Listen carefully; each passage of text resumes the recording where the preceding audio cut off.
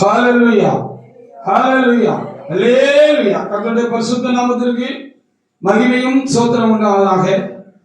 மகிமையான ஒரு நாளை நாம் நாட்களிலே சந்தோஷமாக ஆசரிக்கும்படியாக ஆண்டவருடைய பாதத்திலே அவருடைய ஆலயமாக வீட்டிலே நாம் கடந்து வந்திருக்கிறோம். தேவனாய கர்த்தர் மனுக்குலத்தின் பாவத்திற்காக அவதாரம் எடுத்து இந்த பூமியிலே கலந்து வந்து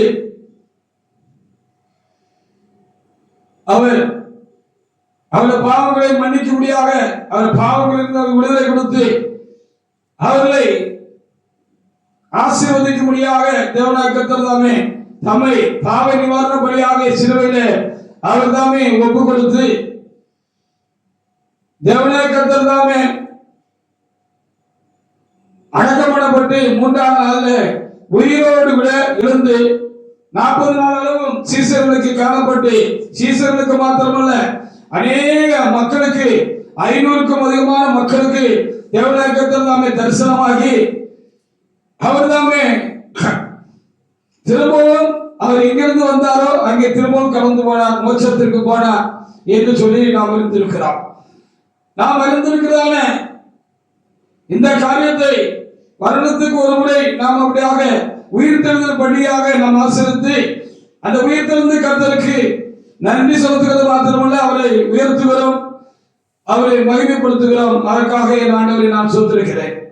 அந்த கர்த்தரை, அந்த உயிர்த்தெழுந்த கர்த்தரை வல்லமையோடு கூட அவருக்கு ஆராதனை செய்யும்படியாக பாடல் ஆராதனை செய்யும்படியாகவும் தேவனாய கர்த்தர் தாமே எனக்கு உங்களுக்கு கூட கிருபை செய்து அவருடைய உயிர்த்தெழுதலின் வல்லமையினால் நம்மளை நிரப்பி அகமைகளை செய்த அன்புக்காகவும் ஆண்டவரை நான் அதிகமாக சொல்லிருக்கிறேன். இந்த நேரமானது அவர் உயிர்த்தெழுவதை குறித்து நாம் தேவ சமூகத்தில் தியானிக்கிறவர்களாக இருக்கிறது என்று சொல்லி நம்ம மறுத்திருக்கிறார்.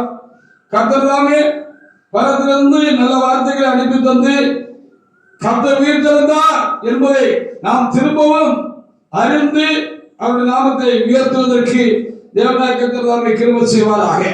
லூக்கா எழுதின சுவிசேஷ புத்தகத்தில் 24வது அதிகாரத்தில் 5-6 வசனங்களை ஒரு தேவனுடைய எடுத்து வாசிக்கலாம். லூக்கா 24:5-6. அவர் இங்கே இல்லை, அவர் இங்கே இல்லை, அவர் உயிர்த்தெழுந்தார், அவர் உயிர்த்தெழுந்தார் என்று அங்கே எழுதப்பட்டிருக்கிறது. அதற்காக நாம் தேவனாய கர்த்தரை நாம் சோத்திரிப்போம். லூக்கா 24:5-6 சேர்த்து வாசிங்க. 5ஐயும் வாசிங்க, சேர்த்து வாசிங்க. அந்த ஸ்திரீகள் பயப்பட்டு தலைகள் கவிழ்ந்து தரையை நோக்கி நிற்கையில் அந்த 2 பேரும் அவர்களை நோக்கி உயிரோடு இருக்கிறவரை நீங்கள் மருத்துவரிடத்தில் தேடுகிறது என்ன? அவர் இங்கே இல்லை, அவர் உயிர்த்தெழுந்தார். ஹல்லேலூயா ஹல்லேலூயா. இயேசு சாமி இந்த உலகத்தில் வந்தாரு, நம்மை மீட்கும்படியாக, மனுக்குலத்தை மீட்கும்படியாக தேவனாய கர்த்தர் சிலுவைக்கு தம்மை ஒப்பு கொடுத்தாரு, சிலுவையில மரித்தாரு. மரித்த அவரை என்ன செய்தார்கள்? சீசர்கள் அடக்கம் பண்ணினார்கள். ஒரு கல்லறையில வைத்து ஒரு பெரிய கல்லை புரட்டி அதிலே வைத்தார்கள். அந்த கல்லறைக்கு சீலும் வைக்கப்பட்டது என்று சொல்லி நம்ம வேதத்துல வாசிக்கிறோம். அவர் உயிரோடு கூட இருக்கிற காலங்களிலேயே அவர் தாம் உயிரோடு கூட எழுந்திருப்பேன் என்று சொல்லிக்கொண்டே இருந்தார். நான் மனுக்குலத்துக்காக மரிக்க போகிறேன், நான் மரித்து அடக்கம் பண்ணப்படுவேன், நான் அடக்கம் பண்ணப்பட்ட பிற்பாடு 3ஆம் நாள்ல நான் உயிரோடு எழுந்திருப்பேன், உயிரோடு வருவேன் என்று சொல்லி இயேசுசாமி ஏற்கனவே தம்முடைய சீசர்களுக்கு போதித்துக் கொண்டு வந்தார் என்று சொல்லி பார்க்கிறார். ஹல்லேலூயா. சொன்னபடி அப்படியே 3ஆம் நாள்ல என்ன நடந்ததா? அவர் உயிரோடு கூட எழுந்து வந்தார் என்று சொல்லி பார்க்கிறோம். அந்த உயிர்த்தெழுதல் வல்லமை நம்மையும் இந்த காலங்களில் நிரப்பப்படுகிறாரே, அவருடைய உயிர்த்தெழுதல் வல்லமையினாலே நாம் என்ன செய்கிறோம்? நாமும் உயிரோடு கூட, அதாவது ஆத்மா செத்தவர்களாய் இருந்த நாம் ஆத்மா பிழைத்தவர்களாய் ஆத்மாவிலே ஒரு ஜீவன் உண்டாகி நாம் பாவம் இல்லாதபடிக்கு பாவம் செய்யாதபடிக்கு வாழ்வதற்கு அந்த உயிரோடு இருந்த அந்த கர்த்தர் நமக்கும் கூட உதவி செய்திருக்கிறார். அதை எண்ணி இந்த வேளையில அவருக்கு உயிர் திறந்த அந்த கர்த்தராக இயேசு கிறிஸ்துவுக்கு ஆராதனை செய்யும்படியாக நீங்கள் நானும் என்ன செய்திருக்கிறோம், தேவசன்னிதானத்தில் கடந்து வந்திருக்கிறோம். அப்படிதான் அன்றைக்கும் ஆண்டவர் மரித்த பிற்பாடு அவர் அடக்கம் பண்ணிவிட்டார்கள்.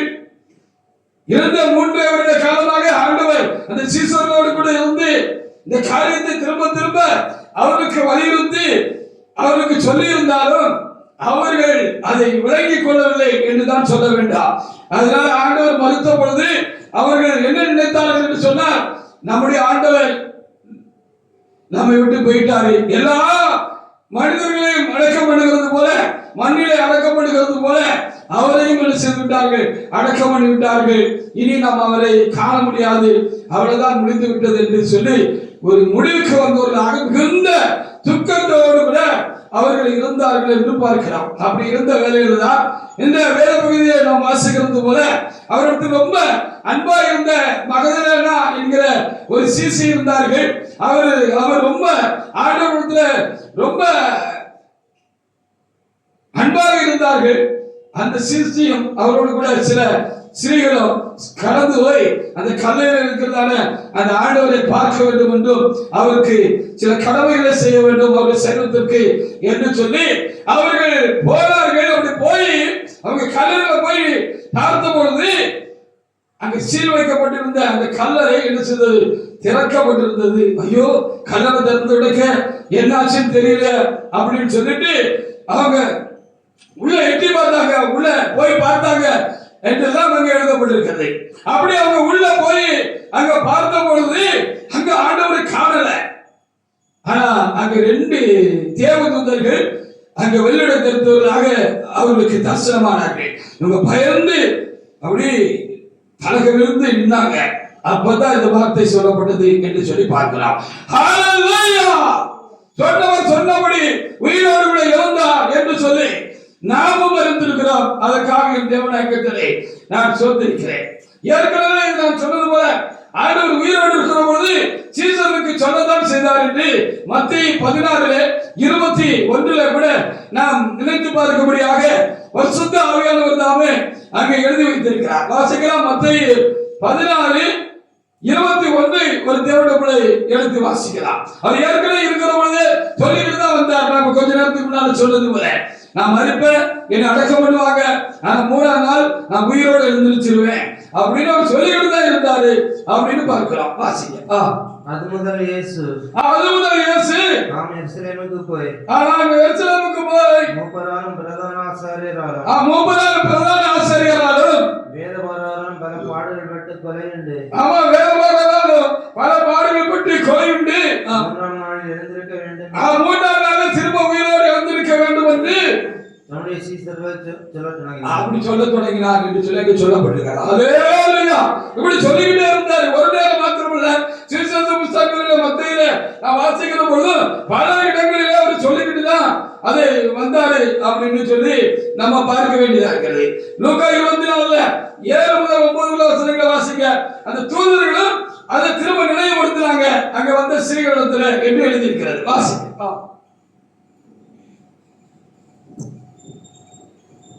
24:7 முதல்.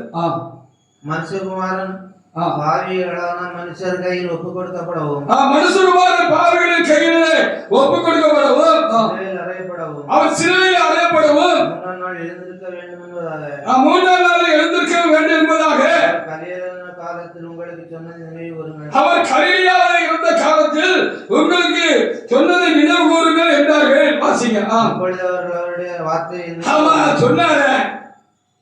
சீசர்களுக்கு மாத்திரமல்ல, நம்மகிட்டையும் அந்த ஸ்ரீகண்டையும் ஆண்டவர் சொல்லியிருக்கிறாரு என்று சொல்லி அவங்க நினைச்சு பார்த்தாங்க, நினைவு கூர்ந்தாங்க. கல்லறை விட்டு திரும்பி போய் சங்கதிகள் 11 மற்றெல்லாருக்கும் அறிவித்தார். போய் 11 சீசர்களுக்கும் அப்போஸ்தலருக்கும் அவங்க போய் சொன்னாங்க அப்படின்னு அங்க எழுதிருக்கு. ஆனா அது அவங்களால நம்ப முடியல. அப்படின்னு வேதத்தில் எழுதப்பட்டிருக்கிறது. வாசித்து பாருங்க. மார்க் 16ஆம் அதிகாரத்துல 9 முதல் சில வசனங்களை நம்ம வாசித்து பார்க்கலாம். ஏன் நம்ப முடியல? என்ன காரணம்?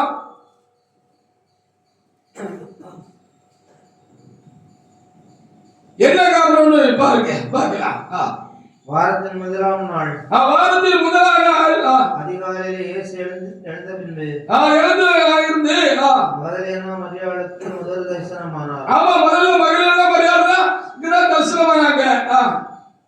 அவளிடத்தில் அவர் 7 பிசாசுகளை தெரிந்து, ஆமா, அவங்ககிட்ட நிறைய பிசாசு அவங்களுக்குள்ள இருந்துச்சு. அதனால ரொம்ப அந்த அம்மா பாதிக்கப்பட்டிருந்தாங்க. அந்த அம்மாவும் அவர்கிட்ட இருந்து என்ன செஞ்சாங்க?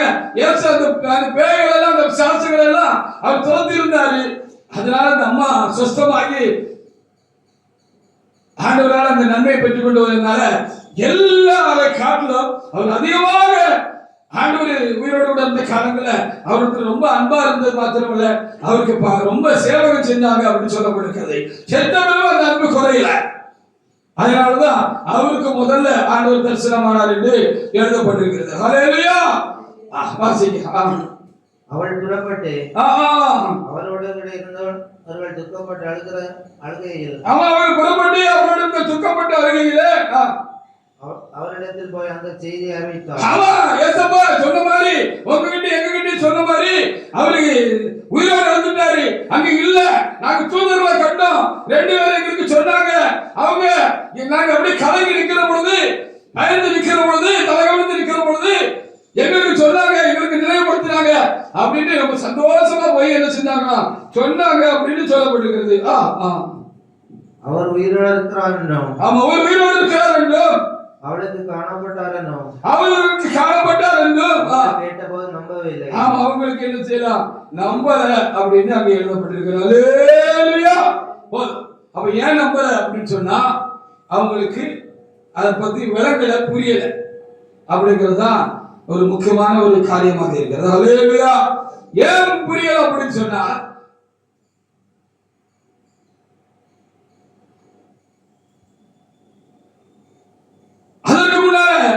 இஸ்ரவேல்ல அநேக தீர்க்கதரிசிகள் உண்டாயிருந்தார்கள். மோசே இருந்தாரு, ஆபிரகாம் இருந்தாரு, நிறைய பரிசுத்தவான்கள் இருந்தாங்க. தேவனுடைய அருள்கொடைகளை பெற்ற, அவருடைய ஆசீர்வாதங்களை பெற்ற, அவரை கண்ட தரிசித்த அநேக பரிசுத்தவான்கள் இருந்தார்கள். எலியா இருந்தாரு, எலிசா இருந்தாரு. இப்படி எத்தனையோ வல்லமை உள்ள தீர்க்கதரிசிகள் என்ன செய்தார்கள்? ஞானத்திற்காரர்கள் என்று சொல்லப்படுகிற சாமுவேல் போன்றவர்கள் எல்லாம் தேவன் அவரோடு பேசுகிறவராக இருந்தார். அவருடைய நாமத்தினாலே, அவருடைய பலத்தினாலே, வல்லமையினாலே அவர்கள் என்ன செய்தார்கள் என்று சொல்லி பார்க்கிற பொழுது பெரிய காரியங்கள் எல்லாம் செய்தார்கள் என்று சொல்லி பார்க்கப்படுகிறது. செத்து போனவங்களை உயிரோடு அவர்கள் எழுப்பினாங்க அப்படிலாம் பார்க்கிறோம். இன்னும் எத்தனையோ காரியங்களை பார்க்கிறோம். குஷ்டரோகிகளை என்ன செய்தார்கள்? சொஸ்தப்படுத்தினார்கள் என்று சொல்லி பார்க்கிறோம். நிறைய அற்புதங்கள், அடையாளங்கள் எல்லாம் என்ன செஞ்சாங்க? அவங்க பெரிய பெரிய காரியங்கள் எல்லாம் செஞ்சாங்க. ஆனா காலம் வந்து பொழுது அவர்களும் மனிதர்களாக இருந்தபடினாலே அவர்கள் என்ன செய்தார்கள்? மரித்து அடக்கம் பண்ணப்பட்டார்கள். அதுக்கப்புறம் அவங்களுடைய காரியங்கள் எல்லாம் அந்த மரணத்தோடு கூட முடிந்து விட்டது. அன்னைக்கு வரைக்கும் இயேசு கிறிஸ்து உயிரோடு எழுந்து இருக்கிற வரைக்கும், அதுக்கு முன்னால மரிச்சு போன எந்த ஒரு மனுஷனாக இருக்கட்டும் அல்லது எந்த ஒரு பெரிய பரிசுத்தவானாக இருக்கட்டும், தீர்க்கதரிசிகளாக இருக்கட்டும், அவங்க மரிச்சு பூமியில் அடக்கம் பண்ணப்பட்ட பிற்பாடு அவங்க திரும்ப இறந்து வந்து ஊருக்குள்ள நடமாடுவதாக, ஊருக்குள்ள இருக்கிறவங்களுக்கு அவங்க தங்களை காண்பித்ததாக சரித்திரம் இல்லை. ஏன்னா ஒரே தரம் மறிப்பதும் நியாயம் தீர்ப்பதும் மனுஷனுக்கு நியமிக்கப்பட்ட காரியமா இருக்கிறது. மனுஷன் மனுஷ பிற்பாடு ஒரு மனுஷன் உலகத்துல ஆணாகவோ பெண்ணாகவோ கடவுளை அவங்க உருவாக்கி அவங்க இந்த உலகத்துல கொண்டு வந்த போது தாயிடத்துல உண்டாக்கி கொண்டு வந்து இந்த உலகத்துல கொண்டு வந்த பிற்பாடு அவங்க இருந்து வளர்ந்து வாழ்ந்து என்னைக்காவது ஒரு நாளைக்கு 6 சாவு 100 சாவு என்று சொன்ன போல என்னைக்காவது ஒரு நாள் என்ன செய்து விடுகிறார்கள், அவர்கள் இந்த சரீரத்திலிருந்து உயிர் நீத்து விடுகிறார்கள், இந்த சரீரத்தை விட்டு விடுகிறார்கள். அவர்கள் உயிர் அவர்களை விட்டு போய் விடுகிறது. அவர்கள் தான் மறிச்சு போயிட்டாங்க, காலமாயிட்டாங்க, காலத்தோடு கலந்துட்டாங்க அப்படின்லாம் சொல்லுவாங்க. கலந்து விட்ட பிற்பாடு யாரும் அதுக்கப்புறம் உயிரோடு கூட திரும்ப வந்ததாக சரித்திரமே இல்லை. எல்லாருடைய கலரையும் இன்றைக்கும் மூடியே இருக்கிறது. ஹல்லேலூயா. இந்த அதுக்கு பிற்பட்ட காலத்துல கூட 1100 சொச்ச காலங்களோ ஏதோ ஒரு காலங்கள்னு பிற முதஸ்தர்கள் சொல்கிறார்கள். ஒருவர் எப்படியாக ஒரு மகான் வந்தார். அந்த மகான் வந்து இந்த உலகத்துல பலவிதமான காரியங்களை செய்தார். ஒரு குறிப்பிட்ட ஜாதிக்காக அதுவும் பலவிதமான காரியங்களை அவர் செய்தார். அவர் இருக்கிற பொழுது சில காரியங்கள் எல்லாம் செய்தாரு, கொஞ்சம் அற்புதமான காரியங்கள் எல்லாம் அவர் செய்தாரு. அதுக்கப்புறம் அவர் என்ன செஞ்சுட்டாரு, மறிச்சு வைத்தாரு. அப்ப அவர் கல்லறை இடத்துல இருக்கு அப்படின்னு சொல்லி இன்னைக்கும் அந்த கல்லறை இருக்கிற இடத்துல போய் அந்த சாமின்னு அவங்க விசுவாசிக்கிற நம்புற அந்த மனிதர்களுக்கு என்ன செய்கிறார்கள், பூஜை புரஸ்காரங்கள் செய்கிறார்கள், திருவிழாக்கள் எடுக்கிறார்கள் என்றெல்லாம் சொல்லி நாம் பார்க்கிறோம். அப்போ அவங்க எல்லாம் மறிச்சாங்க. எந்த ஒரு மகனாக இருக்கட்டும், எந்த ஒரு சுவாமி என்று அழைக்கப்படுகிறவர்களாக இருக்கட்டும், அவர்கள் எல்லாரும் என்ன செய்தார்கள் என்று சொல்லி பார்க்கிற பொழுது அவர்கள் மறிச்சாங்க. கதவு இன்னும் இருக்கு, அது மூடிதான் இருக்கு. இப்படி ஒரு சூழ்நிலை அன்றைக்கும் இயேசு கிறிஸ்து வரைக்கும் இஸ்ரவேலுக்கு மத்தியிலும் அப்படிதான் இருந்தது, யூதர்களுக்கு மத்தியிலும் அப்படிதான் இருந்தது.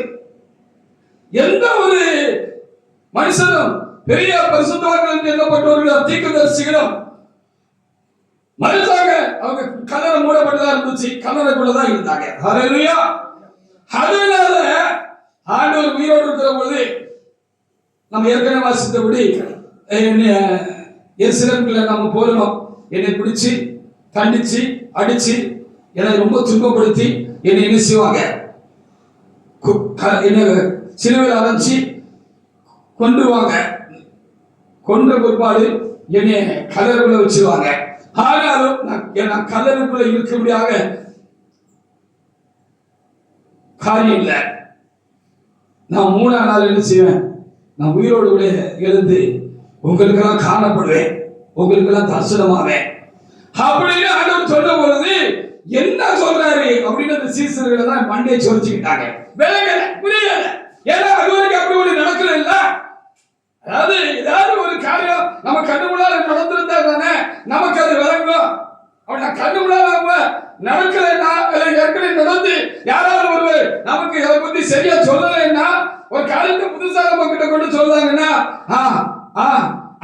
அப்படின்னு நம்ம கேட்போம், தலையை ஆட்டுவோம், மண்டே ஆட்டுவோம். ஆனா அவங்க போன பிற்பாடு சொல்லுவோம், அது என்ன சொல்லிட்டு போனாரு, ஒண்ணுமே விளங்கலை அப்படின்னு சில காரியங்களை சொல்றது போல. அன்னைக்கு சீசருக்கு விளங்கல. ஹல்லேலூயா. ஏன்னா இதுவரைக்கும் அது நடக்கவே இல்லை. அதுக்கப்புறம் இது இன்றைக்கு வரைக்கும் நடக்கல. நான் தான் பெரியாரு அப்படி இப்படி நான் சொன்னாலும் அவங்க எல்லாம் மறிச்சாங்க. இருக்கும்போது ஏதாவது செஞ்சிருப்பாங்க, ஆனா மறிச்ச உருவ கூட. அதனால அவங்களுக்கு என்ன செய்யல, அது விளங்கல, அவங்க நம்பல அப்படின்னு அங்கே சொல்லப்பட்டிருக்கிறது. மார்க்கு 9ஆம் அதிகாரத்துல 31 முதல் 32 வசனங்களை கூட வாசிங்க. அதனால அவங்களுக்கு விளங்கல. அப்ப நமக்கு விளங்கி இருக்குன்னா நம்ம பாக்கியவான்கள் தானே. ஹல்லேலூயா. கூடவே இருந்து ஊழியம் செஞ்ச அந்த அப்போஸ்தலருக்கும் சேவை செஞ்ச உங்களுக்கும் ஆண்டவர் தன் உயிரோடு காண்பிக்கிற வரைக்கும் வழங்கல. ஹல்லேலூயா. நம்ம இன்றைக்கு கர்த்தரை தரிசிக்கல, தரிசிக்காட்டாலும் நாம் விசுவாசிக்கிறோம், விசுவாசிக்கிறது தானே. அப்ப இது ஒரு பெரிய சிலாக்கியம் தான், பாக்கியம் தான். ஹல்லேலூயா. வாசிக்க பார்க்க மார்க்கு 9:31-32 வாசிங்க. ஏனெனில் மனுஷகுமாரன் மனுஷர்கள் ஒப்பு கொடுப்பார்கள் என்றும் அவரை கொன்று போட்டு கொல்லப்பட்டு 3ஆம் நாளிலே உயிர்த்தெழுந்திருப்பார் என்றும் அவர்களுடைய சீசர்களுக்கு போதம் பண்ணி சொல்லிக்கிட்டே இருந்தாரு. அந்த வார்த்தையை அறிந்து கொள்ளவில்லை, அந்த வார்த்தையை அவங்களால விளங்கிக் கொள்ள முடியவில்லை. அதை குறித்து அவரிடத்தில் கேட்கவும், அதை குறித்து கேட்கறதுக்கும் அவங்களுக்கு கொஞ்சம் கலக்கமா இருந்துச்சு. பயமா இருந்துச்சுன்னு அங்க எழுதப்பட்டிருக்குது. சரி, ஆண்டவரே உயிரோடு வந்து இந்த ஸ்ரீகள் வந்து சொன்னாங்க நம்பல. அந்த 11 சீசர்கள் கூட இருந்தவங்களுக்கும் அது விளங்காதனால நம்பல. ஹalleluya. ஏன் நம்பலன்னா விளங்கல, என்னமோ சொல்றாங்க அப்படின்னு இவங்க அப்படியே ஒரு மனநிலையிலே இருந்திருக்கிறாங்க. சரிப்பா அப்படின்னு 2 பேரு ஒரு டிராவல், ஒரு பிரயாணம், யாத்திரை போயிருக்கிறாங்க. யாத்திரை போயிட்டு இருக்கும் போது இதே பேசிக்கிட்டு போயிருக்கிறாங்க 2 சீசர்கள். அவர் இருந்த காலத்துல அவரை குறிச்சு அறிந்திருந்த 2 சீசர்கள் என்ன செய்திருக்கிறார்கள், ஒரு ஊருக்கு போயிருக்கிறாங்க. எம்மாவுங்கிற ஒரு ஊருக்கு என்ன செய்யறாங்க, அவங்க போயிருக்கிறாங்க. அப்படி போயிட்டு வந்தாங்களா என்னன்னு தெரியல. அப்படி வந்துகிட்டு இருக்கிற பொழுது ஆண்டவர் நம்ம கூட இருந்தாங்க. எவ்வளவு பெரிய அற்புதம் செஞ்சாரு, எவ்வளவு பெரிய அதிசயங்கள் செஞ்சாரு. மனுஷங்க எல்லாம் உயிரோடு எழுப்பினாரு. குருடரை கேட்க வச்சாரு, குருடரை பார்க்க வச்சாரு, செவிடரை கேட்க வச்சாரு, ஊமைகளை பேச வச்சாரு. அன்னைக்கு கூட பாத்தியா, நானும் அங்கதான் இருந்தேன், நீனும் அங்கதான் இருந்த. ஸ்ட்ரோக் வந்து கைகாலெல்லாம் விளங்காம போய் படுத்த படுக்கையாகி இருந்த ஒரு திமிர்வாத காரனை ஆண்டவர்கிட்ட கொண்டு வந்தாங்க. அவனுக்கு சுகம் கொடுக்கணும்னு சொல்லி கொண்டு வந்தாங்க. கூட்டமா இருந்ததுனால அந்த வாசல்களே கொண்டு வந்ததுக்கு வகை தெரியாம அவங்க என்ன செஞ்சாங்க, மேல தட்டோட பிரிச்சு அந்த கட்டுல படுக்கை அப்படி இறக்குனாங்க. ஆண்டவர் பார்த்து, மகனே உன் பாவங்கள் மன்னிக்கப்பட்டது என்று சொல்லி என்ன செஞ்சாங்க, ஹalleluya, எழுந்து நடன்னு சொன்னாரு. எடுத்து நடந்தா பாத்தியா, அதெல்லாம் நம்ம மறக்க முடியுமா? இப்படி ஒரு அற்புதத்தை எந்த ஒரு தீர்க்கதரிசி இதுக்கு முன்னாடி செய்யல. அவ்வளவு வல்லமையுள்ள ஒரு தேவனுடைய தீர்க்கதரிசியாக இருந்தாரு அப்படின்னு அவங்க பேசிட்டு போனாங்க. அங்க பாத்தியா சிலரு விவரம் தெரியாம முறுமுறுத்தாங்க. பாத்தீங்களா, இவன் யாரு, பாவங்களை மன்னிக்கிறதுக்கு இவன் யாரு, வந்தவர் மனித தெய்வம்ங்கிறத அவங்க அறியாம போயிட்டாங்க. ஹalleluya. அவருக்கு மனுஷன் இல்ல, மனிதனாய் வந்த மனித தெய்வம். ஹalleluya.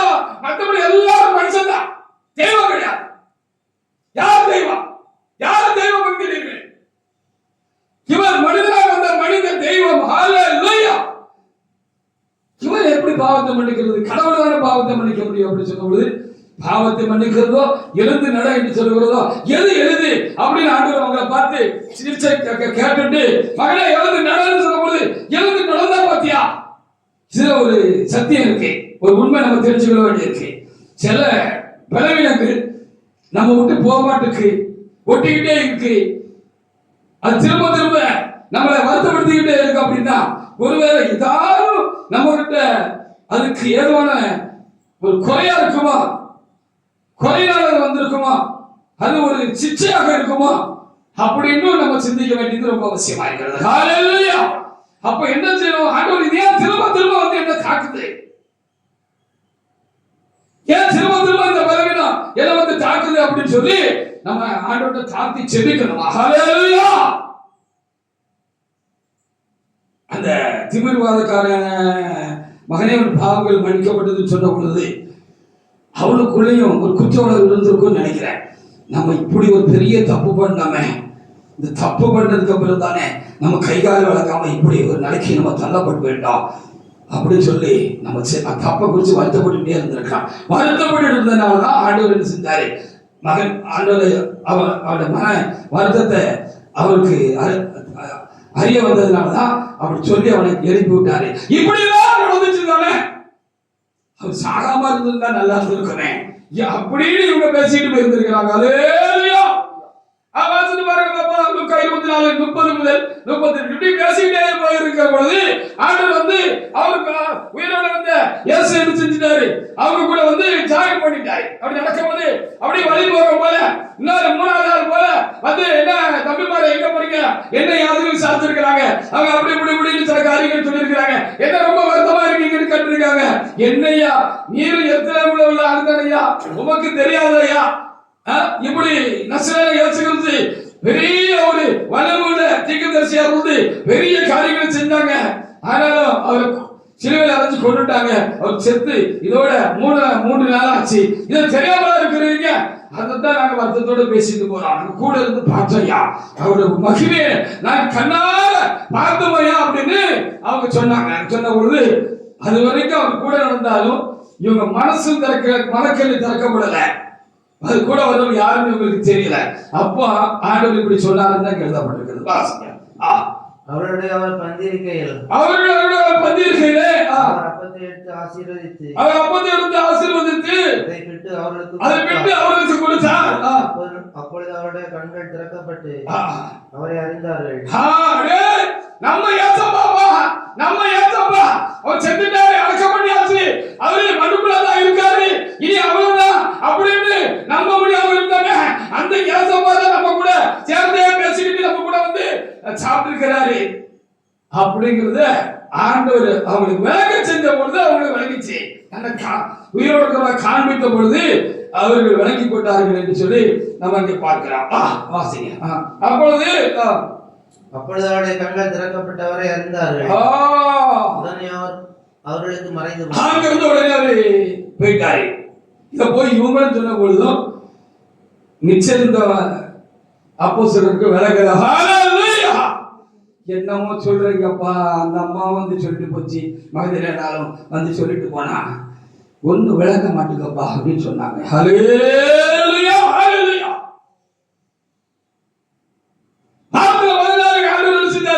திரும்பவும் அந்த அப்போஸ்தலர்கள் வீட்டுக்குள்ள அடைச்சிட்டு பூட்டிக்கிட்டு இருந்தாங்க. அவரை கொண்டுட்டாங்க.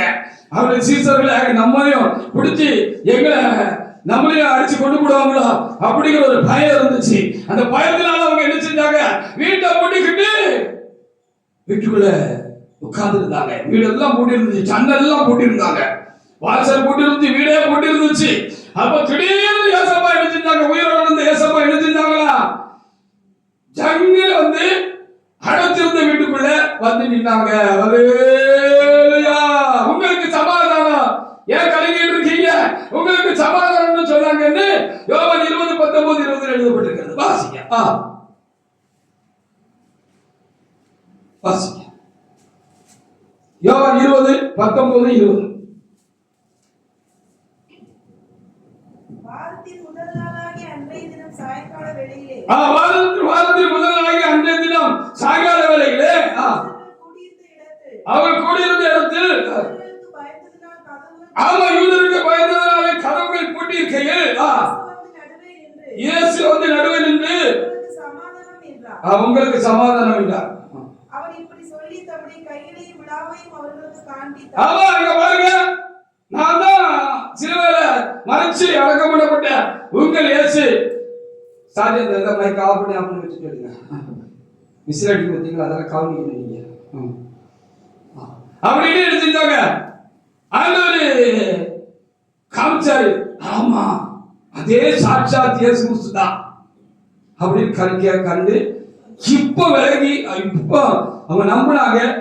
அவர் சொன்னது இப்பதான் அவங்களுக்கு விளங்கிச்சு அப்படின்னு சொல்லி நாம இங்க பார்க்க முடியாது. அன்றைக்கு மாத்திரமல்ல, இந்த 20வது நூற்றாண்டில் வரைக்கும் கூட இந்த ஆண்டவர் என்ன செய்கிறார், உயிரோடு கூட இருக்கிறேன் என்பதை ருசிப்பிக்கும்படியாக தேவனாய் கர்த்தர் என்ன செய்து கொண்டிருக்கிறார், தொடர்ந்து தேவனாய் கர்த்தர் என்ன செய்து கொண்டிருக்கிறார்.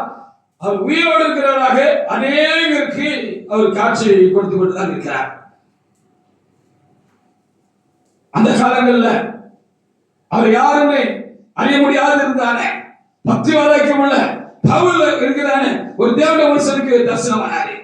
இவங்களுக்கு மாத்திரமல்ல, ஒரே நேரத்தில் அவர் என்ன செஞ்சாரு, யூதர்களுக்கு 500 பேருக்கு அவர் என்ன செஞ்சாரு, தான் உயிரோடு இருக்கிறவராக அவருக்கு தரிசனமானாரு. அவர் காலை கையை பார்த்தாங்க, விழாவை பார்த்தாங்க, ஐங்காய்கள் இருந்துச்சு. அதே இயேசுதான் அப்படி சொல்லி அருந்து அவங்களுக்கு அவர் தரிசனமானாரு. பிந்தைய காலங்கள்ல சாது சுந்தர் சிங் என்று சொல்கிறான ஒரு தேவனுடைய மனிதருக்கு, வடநாட்டில் இருக்கிறதான ஒரு தேவனுடைய மனிதருக்கு தரிசனமானார் என்று பார்க்கிறார். குறிப்பா சொல்கிறேன், எக்கச்சக்கமான பேருக்கு இன்றைக்கு வரைக்கும் கர்த்தர் தரிசனமா இருக்கிற நான் உயிரோடு கூட இருக்கிறேன்.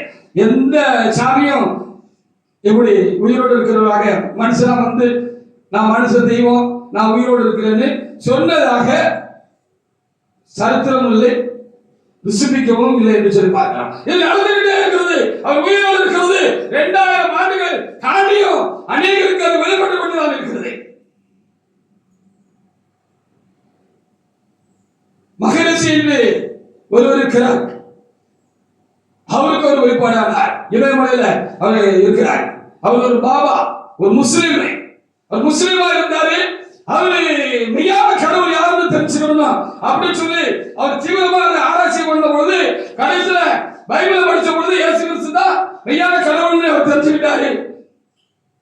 அப்படி அவரு தவ இருந்த பொழுது உயிரோடு இருக்கிற இயேசப்பா அவருக்கு நம்ம உயிரோடு இருக்கிறத காண்பித்து அவர் ஆசீர்வதிச்சுட்டு போனாரு அப்படின்னு பார்க்கப்படுகிறார். இந்த மகரிஷிய கைலாச மகரிஷிய கைலாசத்தில் அதாவது இமயமலையில காலச்செடியோடு போன சாது சுந்தர் சிங் ஒரு புஸ்தகம் எழுதி வச்சுட்டு போயிருக்கார். சுயசரிதை எழுதி வச்சுட்டு நாங்க போய் அவர் சந்திச்சேன். அவர் உயிரோடு கூட இருக்கிறாரு. நான் அவரை பார்க்கிற பொழுது அவருக்கு சுமார் 400 வருஷம் இருக்கும் வயசு இருக்குன்னு அவர் சொன்னாரு அப்படின்னு சொன்னாங்க. அவன் இயேசு உயிரோடு இருந்து அவருக்கும் தரிசனமான பொழுது அவர் ஆசீர்வதித்து அவரை பூர்ணப்படுத்தி நான் திரும்ப 2வது வருகையில் நான் வருகிற வரைக்கும் என்னுடைய பிள்ளைகளை ஜனங்களை நான் மோட்சத்துக்கு கூட்டிட்டு போறதுக்கு நான் வருகிற வரைக்கும் நீ இந்த பூமியில உயிரோடு இருக்குன்னு சொல்லி வச்சுட்டு போயிருந்தாரு. அவர் பார்க்கறதுக்கே அவ்வளவு பயங்கரமா இருந்துச்சு அவருடைய உருவம் அப்படின்னு சொல்லி அவரு வேதத்தில் எடுத்து வச்சிருக்கிறாரு.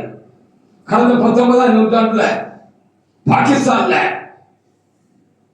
ஒரு 10 வரைக்கும் உள்ள முஸ்லிம் குடும்பத்துல பிறந்த குல்சான் பிவி குல்சான் எஸ்ஸர் என்கிற ஒரு மகளுக்கு ஒரு தேவனுடைய பிள்ளைக்கு ஒரு பெண்மணிக்கு ஆண்டவர் என்ன செய்தார்?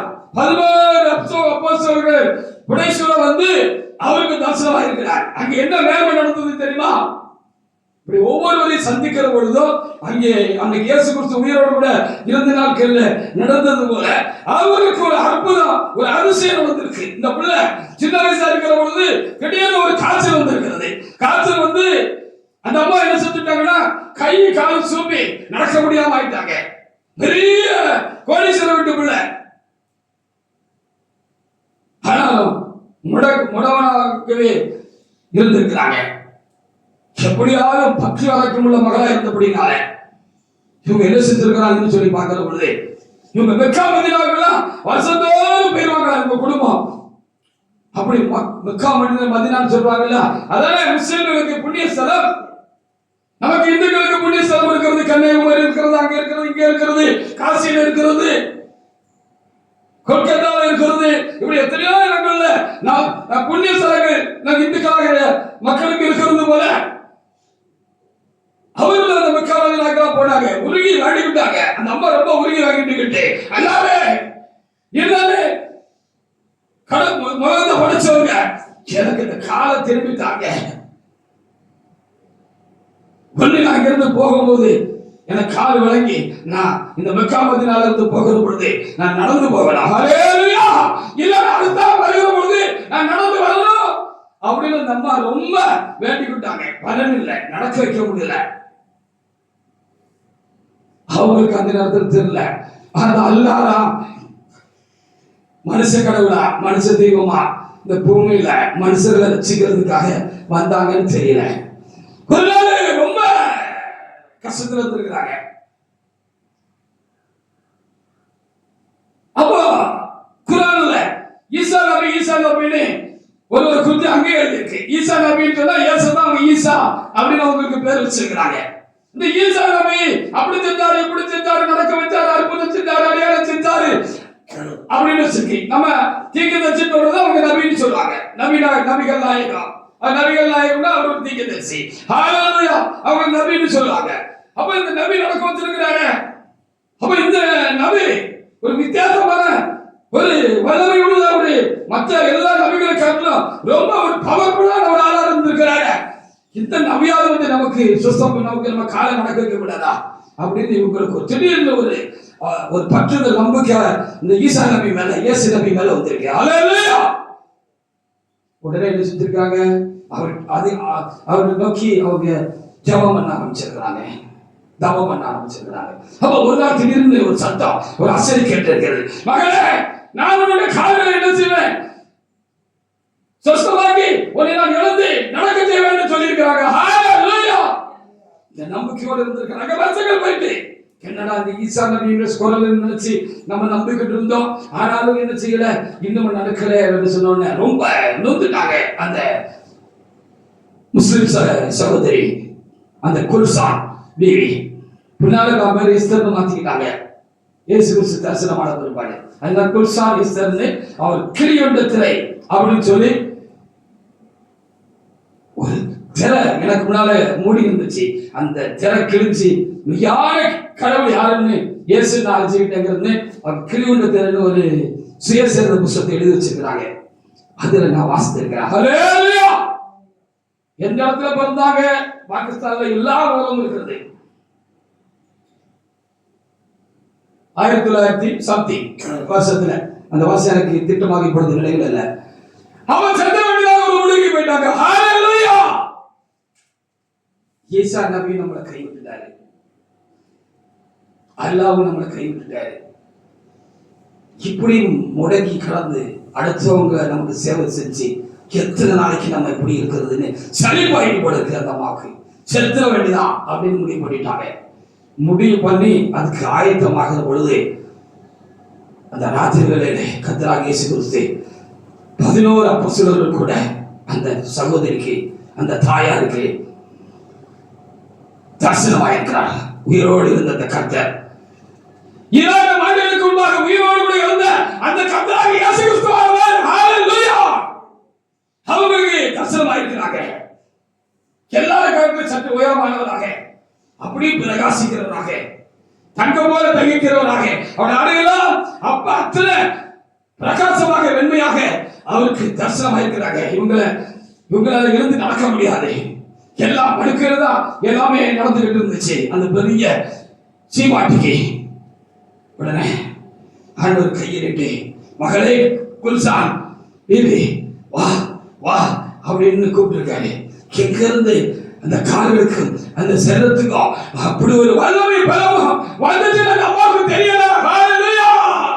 கண்டது போல நான் சொல்றதல்ல, கண்டது போல சொல்றதல்ல, எனக்குள்ள அந்த பெரிய அதிசயத்தை நடத்தின அந்த தேவன், உயிர்த்திருந்த அந்த வல்லமையுள்ள கர்த்தர் எனக்குள்ள இருக்கிறபடினாலே நான் ஆவியில் அதை பார்க்கிறேன். எனக்கு வழங்க செய்கிறாரு. சீசருக்கு வழங்கல, நமக்கு வழங்குது. நம்ம பாக்கியவான்கள் சொல்ல முடியல, எனக்கும் இப்ப விளங்குது அங்க என்ன நடந்துச்சு அப்படின்னு. எழுதுறத வாசித்ததான மாத்திரமில்ல, எனக்குள்ளே அதை நான் இப்பொழுது அப்படி உணர்றேன், அனுபவிக்கிறேன், ருசிக்கிறேன். ஹல்லேலூயா! அப்படி அவங்க எழுத ட்ரை பண்ணிருக்காங்க. அப்படி எழுதுட்டாங்க.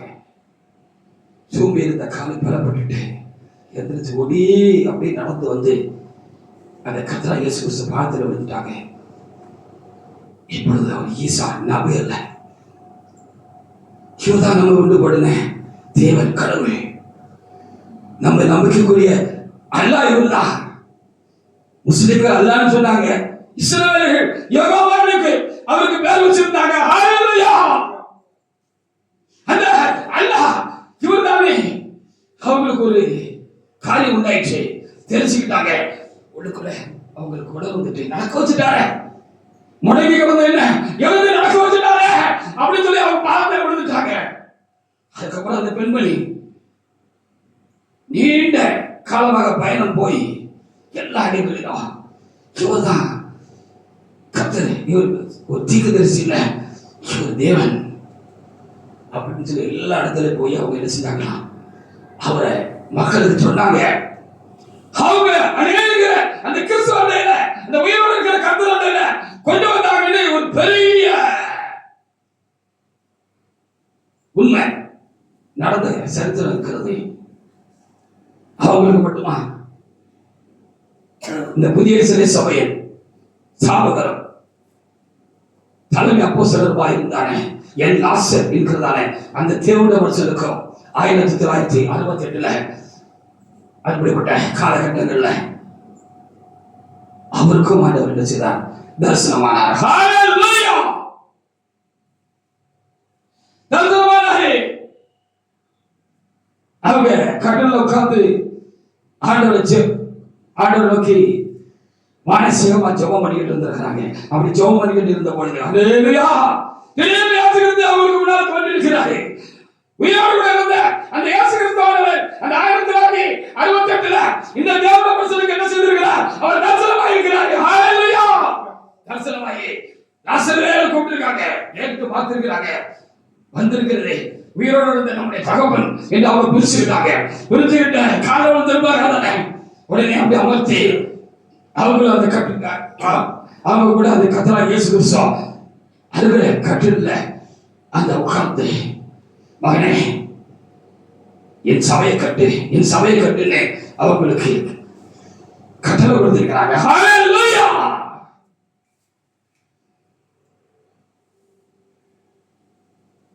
இப்படி எத்தனையோ பேருக்கு கர்த்தர் தரிசனமாய் கொண்டுதான் இருக்கிறார். இன்றைக்கும் தரிசனமாய் கொண்டிருக்கிறார். சொல்லிக் கொண்டு போனா சொல்லிக் கொண்டே போகலாம். எந்த தேவம் என்று சொல்லப்பட்டவர்கள் அல்லது மனுஷனாக வந்து அவதார புருஷன் என்று சொல்லப்பட்டவர்கள் யார் மரிச்சு திரும்ப உயிரோடு இருந்து அவருடைய பக்தர்களுக்கு தரிசனமாகி அருள்பாலித்ததாக எங்கேயாவது ஒரு சரித்திரம் சொல்லுகிறதா? ஹalleluya இந்த ஒரு சரித்திரம் தான் 2000 ஆண்டுகளாக இந்த உலகத்தில் பேசப்படுகிறது, நம்பப்படுகிறது. அது உண்மை என்பது கர்த்தர் இன்றைக்கும் காமிச்சுட்டு தான் இருக்கிறார். சில காலங்களுக்கு முன்பாக ஒரு நாள் ஐயா மரிச்சு போயிட்டாங்க. பாரத்தோடு ஜெபித்துக் கொண்டிருந்தவர்கள் பாரப்பட்ட தேவனுடைய பிள்ளைகள் உண்டு. அந்த பாரம் எனக்குள்ள இருந்த பொழுது எப்படி எப்படி எப்படி நீ சபையுடைய காரியங்கள் எப்படி எப்படி என்கிற ஒரு தாக்கம் எனக்குள்ளாக அதிகமாக என்னை வருத்தப்படுத்திக்கிட்டு இருந்தது. நான் ஜெபிச்சுட்டு இருக்கிற பொழுது கர்த்தராகிய இயேசு கிறிஸ்து என்கிட்ட பேசினாரு. ஹalleluya அப்பப்போ அவர் என்கிட்ட பேசுவாரு. நான் என்னைக்கு ரட்சிக்கப்பட்டேனோ அந்த காலத்துல இருந்து கர்த்தர் அப்பப்போ என்கிட்ட பேசுறாரு. அவர் பேசுகிறத நான் திட்டமாக உணர்கிறேன், அறிகிறேன். கேட்கிறவங்களுக்கு வழங்காம இருந்துட்டு போட்டான். அன்னைக்கு சீசர்களுக்கே வழங்கல.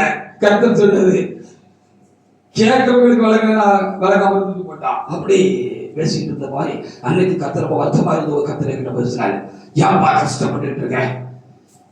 அவர் அப்போஸ்தலர் தான். அவர் எனக்காக சபையை எழுப்பி கட்டுறது நான் தெரிந்து கொள்ளப்பட்ட ஒரு தேவனுடைய மனுஷன் தான். அந்த தேவனுடைய மனுஷன் 46 ஆண்டுகளாக நான் சொல்லக்கூடிய சபையை கட்டினார் தான். அவருடைய காலம் நிறைவடைஞ்சிட்டு அவர் அதனால மரிச்சு என்கிட்ட வந்துட்டாரு. ஆனால் நான் இருக்கேன், சபை இருக்கேன், நானும் உயிரோடு கூட தான் இருக்கேன். சபை இருக்கு. இந்த சபையை நான் திரும்ப கட்டுறேன், எழுப்பி கட்டுறேன். நான் ஒரு அப்போஸ்தலரை எடுத்துக்கொண்டேன். ஆனா இனி இந்த ஒரு அப்போஸ்தலருக்கு பதிலாக சபையிலிருந்து சபைக்காக சபையை எழுப்பி கட்டுவதற்காக சபையுடைய வேலை செய்வதற்காக சபையிலிருந்து சபைக்காக சபையுடைய ஊழியத்திற்காக நான் என்ன செய்வேன்? அநேக அப்போஸ்தலரை எழுப்புவேன் என்று கர்த்தர் எனக்கு சொல்லி இருக்கிறார். ஹalleluya அப்படியானால் கர்த்தராகிய இயேசு கிறிஸ்து திருச்சபையுடைய தலைமைக்கு தரிசனமானது போல இனி வருகிற நாட்களில் என்ன செய்ய போகிறார்? அநேகருக்கு வெளிப்படுவார், தம்மை வெளிப்படுத்துவார். அவர் வீடியோடு இருக்கிறவராக தம்மை வெளிப்படுத்துவார், தரிசனமாவார். அவருக்கு அவர் கட்டளை கொடுத்து இந்த பணியை செய்வார் என்று அன்றைக்கு எனக்கு கர்த்தர் சொன்னார். ஹalleluya கொஞ்சம் அப்படியே துக்கம் மாறி எனக்கு ஒரு தைரியமும் ஆறுதல் உண்டாகி அப்படி நான் கண்ணை மூடிட்டு என் தேவனை நான் நோக்கி பார்த்தேன். ஆவியிலே கொஞ்சம் ஒரு நிமிஷம் அப்படி கேப் விட்ட மாதிரி இருந்துச்சு. திரும்ப கர்த்தர் சொன்னார், மகனே சாலமோன், உனக்கு நான் தரிசனமாவேன் என்று தேவன் எனக்கு சொல்லியிருக்கிறார். ஹalleluya மகனே சாலமோன், நான் உனக்கு தரிசனமாவேன் என்று என் தேவன் எனக்கு சொன்னார். அந்த உயிருள்ள கர்த்தர் எனக்குள்ள உயிரோடு இருக்கிறவனாக எனக்கு என்னை நான் வெளிப்படுத்துவேன், உனக்கும் தரிசனமாவேன் என்று கர்த்தர் எனக்கு சொல்லியிருக்கிறார். ஹalleluya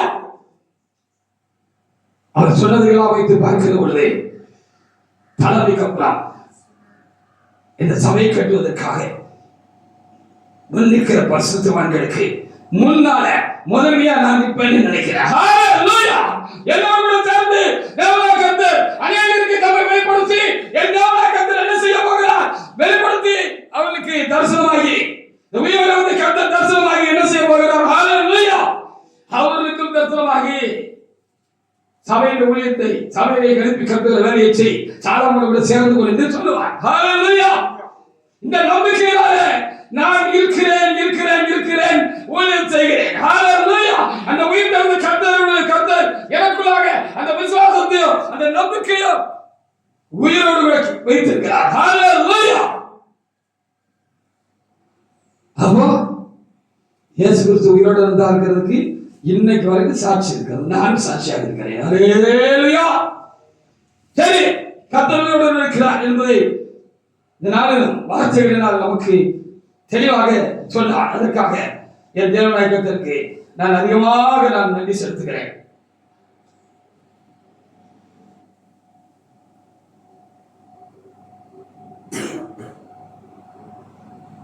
அப்போஸ்தலர் 2:24 அப்போ இதுல முக்கியமான செய்தி என்னன்னு சொன்னா அவர் உயிரோடு கூட எழுந்ததுனால அவர் மனுஷன் இல்லை அவரு தெய்வம் அப்படின்னு ப்ரூஃப் ஆயிருக்கு ருசுப்பட்டிருக்கு ஹalleluya மனுஷன்னா பிறக்க வேண்டியது சாக வேண்டியது அவ்வளவுதான் அப்போ அதுக்கப்புறம் அவன் செஞ்ச தப்புக்கு ஊழ்வினைக்கு அவன் செஞ்ச நன்மைகளுக்கு தீமைகளுக்கு ஏற்ப அவன் பலன் அடைவான் ஒரு குறிப்பிட்ட காலத்துக்கு பிற்பாடு இந்த உலகம் முடிவிட்ட பிற்பாடு என்று எல்லா மதங்களும் நம்புது ஒரு பொதுவான நம்பிக்கை இருக்கிறது ஆனா செத்தவன் உயிரோடு கூட எழுப்பல செத்தவன் உயிரோடு குடும்பம் எழுதுனாலும் யாரா இருந்தாலும் ஒரு மனிதர்களா என்பது அப்ப இவரு கடவுளா இருந்தால அவரை மண்ணுக்குள்ள அடக்கி வைக்க முடியல அப்படின்னு சொல்லப்பட்டிருக்கு அப்போ இயேசு கிறிஸ்து உயிர்த்தெழுந்ததுனால அவர் கடவுள் என்பது நிறுவனமாயிருக்கிறது அவர் தெய்வம் என்பது நிறுவனமாயிருக்கிறது பாத்தீங்க அப்போஸ்தலர் 2:24 தேவனுடைய மரணம் போதனையும் கட்டை அவிழ்த்து ஆமா அவரை எழுப்பினார் அவர் மரணத்தினால் கட்டப்பட்டிருக்க கூடாது ஆமா கடவுளை உலகத்துக்கு வந்த கடவுளை எழுப்பினார் ஹalleluya கடவுள் பிதா குமாரன் பரிசுத்த ஆவியானவராக இருக்கிறார்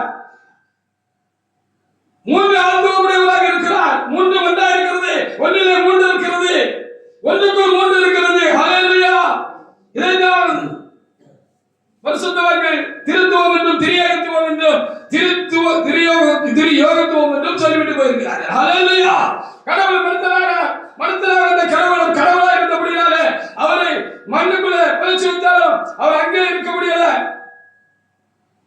அது ஆபணுங்க விசிலடிக்கு கவனிக்கணும்னு சொல்லியிருக்கு கத்துக்கணும் நீங்களும் ஒரு நேரத்தில் நடு மணிக்கு வச்சு கத்துக்கிட்டு கவனமா இருக்கணும் அது என்ன செய்து பார்க்கணும் சரியா நீங்க தான் அடுத்த சீசன் எனக்கு ஹalleluya உங்களை கொண்டு பெரிய காரியங்களை கர்த்தர் செய்வார் சொல்லி இருக்கிறார் வெளிப்படையாக சுவிசேஷத்தை அறிவிக்க நாக்குவேன் இந்த சகோதரன் என்று கர்த்தர் எனக்கு சொல்லி இருக்கிறார் ஹalleluya வாய் திறந்து பெரிய பேச முடியாததால இன்னைக்கு வாய் திறந்து பிரசங்க வாக்கியங்களை வாசிக்க செய்திருக்கிறார் வாய் திறந்து சாட்சி சொல்ல வைத்திருக்கிறார் வாய் திறந்து ஜெபம் பண்ண வைத்திருக்கிறார் வாயுள்ளா பூச்சி என்று குடும்பத்திலும் பார்க்கிறவர்களும் நினைச்ச இந்த வாயுள்ளா பூச்சியை கொண்டுதான் நான் என்ன செய்ய போகிறேன் அவரை சுவிசேஷராக உயர்த்தி 5 ஊழியர்கள் முக்கியமான ஊழியம் சுவிசேஷக ஊழியம் சுவிசேஷகன் அவனை கொண்டு என்னை பற்றி உலகம் முழுவதும் நான் என்ன செய்வேன் கொண்டு போய் என்னை பற்றி சாட்சி பகர வைப்பேன் அப்படின்னு சொல்லியிருக்கிறார் உங்கதான் நம்பிக்கையோடு இருக்க இந்த உயர்த்தது கத்துக்கு வல்லமை உங்களை நிரப்பி அந்த நிலைக்கு உங்களை உயர்த்தம்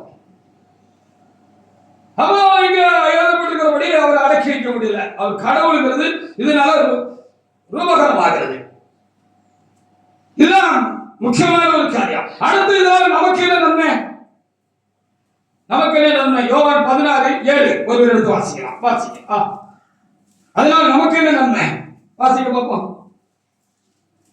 யோவான் 16:7 நான் உங்களுக்கு உண்மையை சொல்லுகிறேன் ஒரு உண்மையை சொல்லுகிறேன் உங்களுக்கு பிரயோஜனம் அவர் மரித்து அடக்கம் பண்ணப்பட்டு 3ஆவது உயிரோடு கூட எழுந்து கடவுளுடைய ஸ்தானத்திற்கு அந்த மோட்சலோகத்துக்கு நான் போகிறது அவசியமா இருக்கிறது அப்படி போனாட்டா உங்களுக்கு நல்லது என்ன நல்லது நான் போகாதிருந்தால் நான் போவதா இருந்தால் தேற்றாளன் உங்களிடத்தில் வரார்.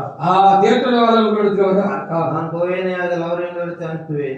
தேற்றரவாளன் இன்னைக்கு சொல்லப்படுகிறது. நம்ம தேற்றுவதற்கு அவர் திரும்பவும் பரிசுத்த ஆவியா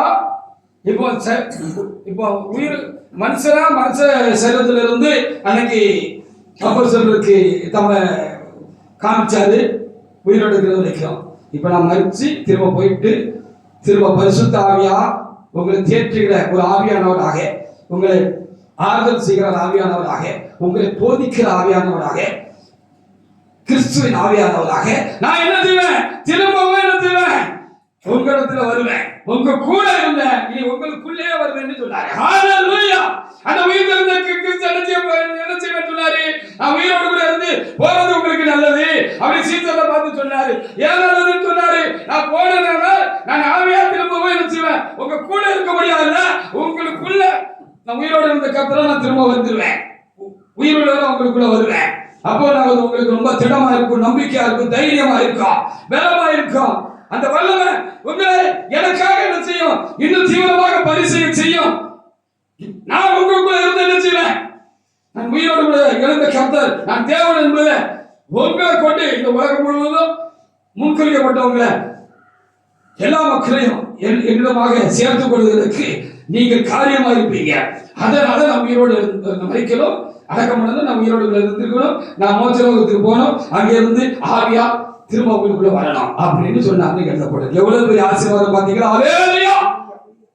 கண்டு விசுவாசிக்க முடியல, கேட்டு விசுவாசிக்க முடியல. போதிச்சு அன்னைக்கு இருந்த 11 அப்போஸ்தலருக்கும் விசுவாசிக்க முடியல, அதை அறிஞ்சு கொள்ள முடியல. காணாதிருந்தும் நீங்கள் தரிசிக்காமல் இருந்தும் நீங்கள் விசுவாசித்து நடக்கிறீர்கள் என்று பவுல் சொன்னது போல நாம் இயேசு கிறிஸ்துவை நாம் இன்னும் முகமுகமாக எல்லாருக்கும் தரிசனமாகல, ஆனாலும் அவரை நம்புறோம், அவரை விசுவாசிக்கிறோம். நம்ம ஜெபம் பண்ணும் பொழுது அவர் கேட்கிறாரு, நம்ம உணர்கிறோம். ஹalleluya! அநேக நன்மைகளை அந்த கர்த்தர் தான் நமக்குள்ள இருந்து செய்யறான்னு உணர்கிறோம். இது என்ன ஆசீர்வாதம் தெரியுமா? ஆண்டவர் உயிர்த்தெழுந்ததுனால பெரிய ஆசீர்வாதமாக. ஹalleluya! பெரிய ஆசீர்வாதம். அந்த கர்த்தர் எனக்குள்ள வந்துட்டார், உங்களுக்குள்ள வந்துட்டார், பரிசுத்தாய் பெற்றுக்கிறோம் அல்லவா? கிறிஸ்துவின் ஆவி, பரிசுத்த ஆவியை நாம் பெற்றுக்கிறோம் அல்லவா? அந்த பரிசுத்த ஆவி உள்ள இருக்கிறதுனால நமக்கு இப்ப பிரதிச்சயமா வழங்குது அவரை பத்தி, அவர் நமக்குள்ள இருக்கிறார்கள் பத்தி. அதனால எல்லாருக்கும் வணக்கத்தோடு என்ன செய்யணும்? கேட்கிற மக்கள் எல்லாருக்கும் இன்றைக்கு கூட நானும் கூட என்ன செய்கிறேன்? கேட்கிற எல்லா மக்களுக்கும் என்ன செய்கிறேன்? வணக்கத்தோடு அவங்களுக்கு திடமா சொல்றேன், இயேசு கிறிஸ்து உயிரோடு கூட இருக்கிறார். ஹalleluya! எங்க இருக்கிறாரு? எனக்குள்ள இருக்கிறாரு.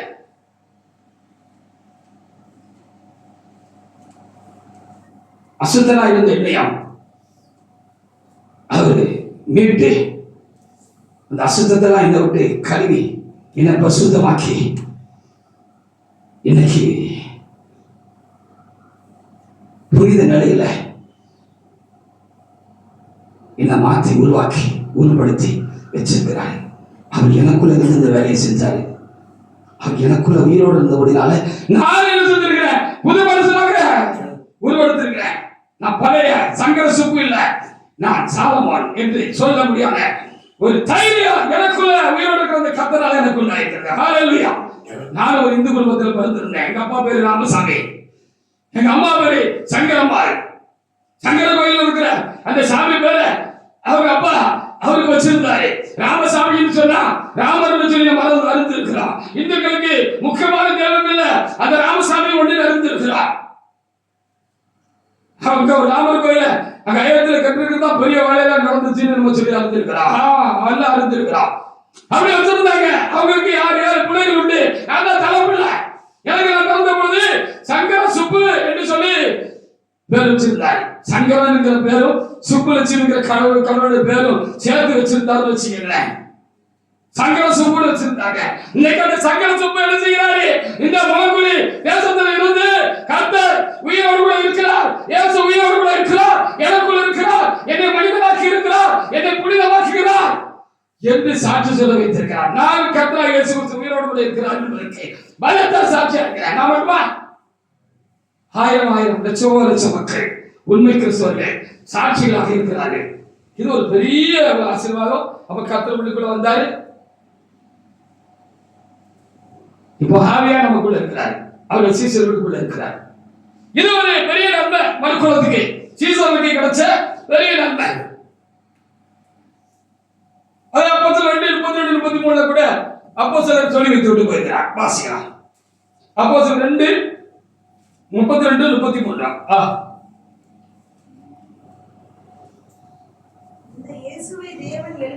இந்த இயேசுவை தேவன் எழுப்பினார், இதற்கு நாங்கள் எல்லாம் சாட்சிகள். அன்னைக்கும் அந்த இருந்து சீசருக்குள்ள வந்த பொழுது அவங்க விளங்கிக்கிட்டு அவர் உயிரோடு தான் இருக்கிறாங்கிறத அனுபவத்துல கணக்குள்ள அந்த அனுபவம் உண்டான அப்படின்னால அவர் தைரியமாக பிரசங்கம் பண்ணினார்கள். ஊருக்குள்ள போய் பிரசங்கம் பண்ணாங்க அப்படின்னு சொல்லி பார்க்க முடியாது. எஸ், உயிரோடு தான் இருக்கிறார். ஹalleluya. இப்ப விளங்குச்சு அவங்களுக்கு. அப்ப இந்த பரிசுத்த ஆவியார் இயேசு நமக்குள்ள வந்ததனால தான் நமக்கு தெளிவா விளங்குது. இல்லைன்னா விளங்கியிருக்காரு. அன்னைக்கு அப்போஸ்தலர் விளக்குற மாதிரி விளங்கியிருக்காரு. வாசிங்க. அவர் தேவனுடைய வலதுகரத்தினாலே உயர்த்தப்பட்டு வாக்குத்தத்தத்தின்படி பரிசுத்தாவியை பெற்று ஆமா இப்பொழுது காண்கிறதும் கேட்கிறதுமாய் இதை பொழிந்தருளினார். நான் சொன்ன மாதிரி தேவன் பிதா, குமாரன், பரிசுத்த ஆவியாக இருக்கிறார் என்று நாம் அறிந்திருக்கிறோம். ஆனால் 3 தேவன் எல்லாம் ஒரே தேவன். ஹல்லேலூயா. இந்து மதத்துல படைத்தலுக்கு ஒரு தேவன், காத்தலுக்கு ஒரு தேவன், அழைக்கிறதுக்கு ஒரு தேவன் என்று சொல்லி 3 தேவன் இருக்கிறாங்க.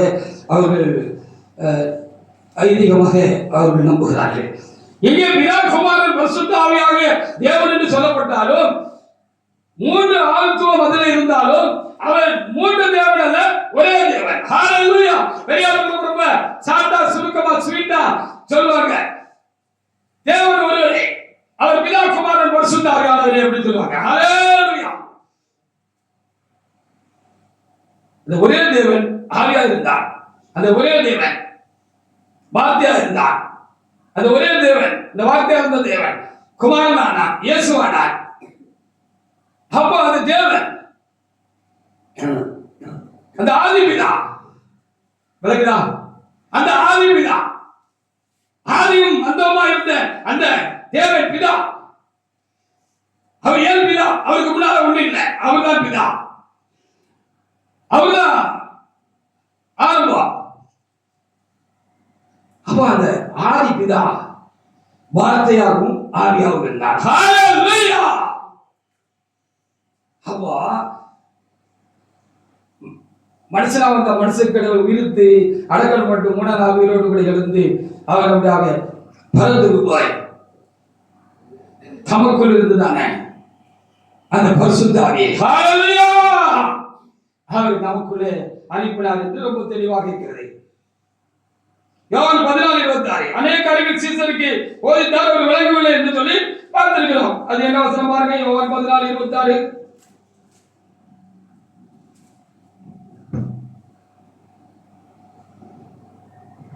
நாமத்தினாலே பிதா அனுப்ப போகிற பரிசுத்த ஆவியார் தேற்றவாளனை எல்லாவற்றையும் உங்களுக்கு போதித்து ஆமா நான் உங்களுக்கு சொன்ன எல்லாவற்றையும் உங்களுக்கு நினைப்பூட்டுவார். ஆமா, அவர்தான் பிதா அப்படிங்கிறதையும் அவர்தான் கடவுள் என்பதையும் அறியக்கூடிய அறிவு பரிசுத்த ஆவியினால் எனக்கு உண்டாகிறது. நான் கொஞ்சம் கூடுதலா அறிவுடைய கருத்து ஒரு விளக்கு சேர்த்திருப்பாரு, நீங்க கொஞ்சம் குறையா இருந்துச்சிருப்பீங்க. நான் இன்னும் கூடுதலா அந்த திருத்துவத்தை குறித்து, அந்த திரியகத்துவத்தை குறித்தோம், திருயோகத்தை குறித்தோம், அந்த ஒரே தேவனான ஒன்றான அந்த மெய் தேவனாகிய அவர் அறிகிறது எனக்கு ரொம்ப அவசியமா இருக்கிறது. ஏன்னா தலைமையா இருந்த இடத்துல நான் இருந்து அந்த தேவனுக்கு வீடு கட்ட வேண்டியது இருக்கிறது, சபை கட்ட வேண்டியது இருக்கிறது, மக்களை நீதிக்குட்படுத்த வேண்டியது இருக்கிறது. அப்போ அந்த தலைமையாவுக்கு அந்த அறிவு எந்த அளவுக்கு தீசன்யமா உண்டாயிருந்துச்சோ, ரொம்ப சார்பா கூர்மையா உண்டாயிருந்துச்சோ, அது போல எனக்கு உண்டாக வேண்டியது இருக்கிறது. அதனால கொஞ்சம் அதிகமா எனக்கு வளர்க்கிறாரு போல இருக்கு பிரசங்கம் பண்ணும் போது, இல்லை நான் தியானிக்கிற பொழுது.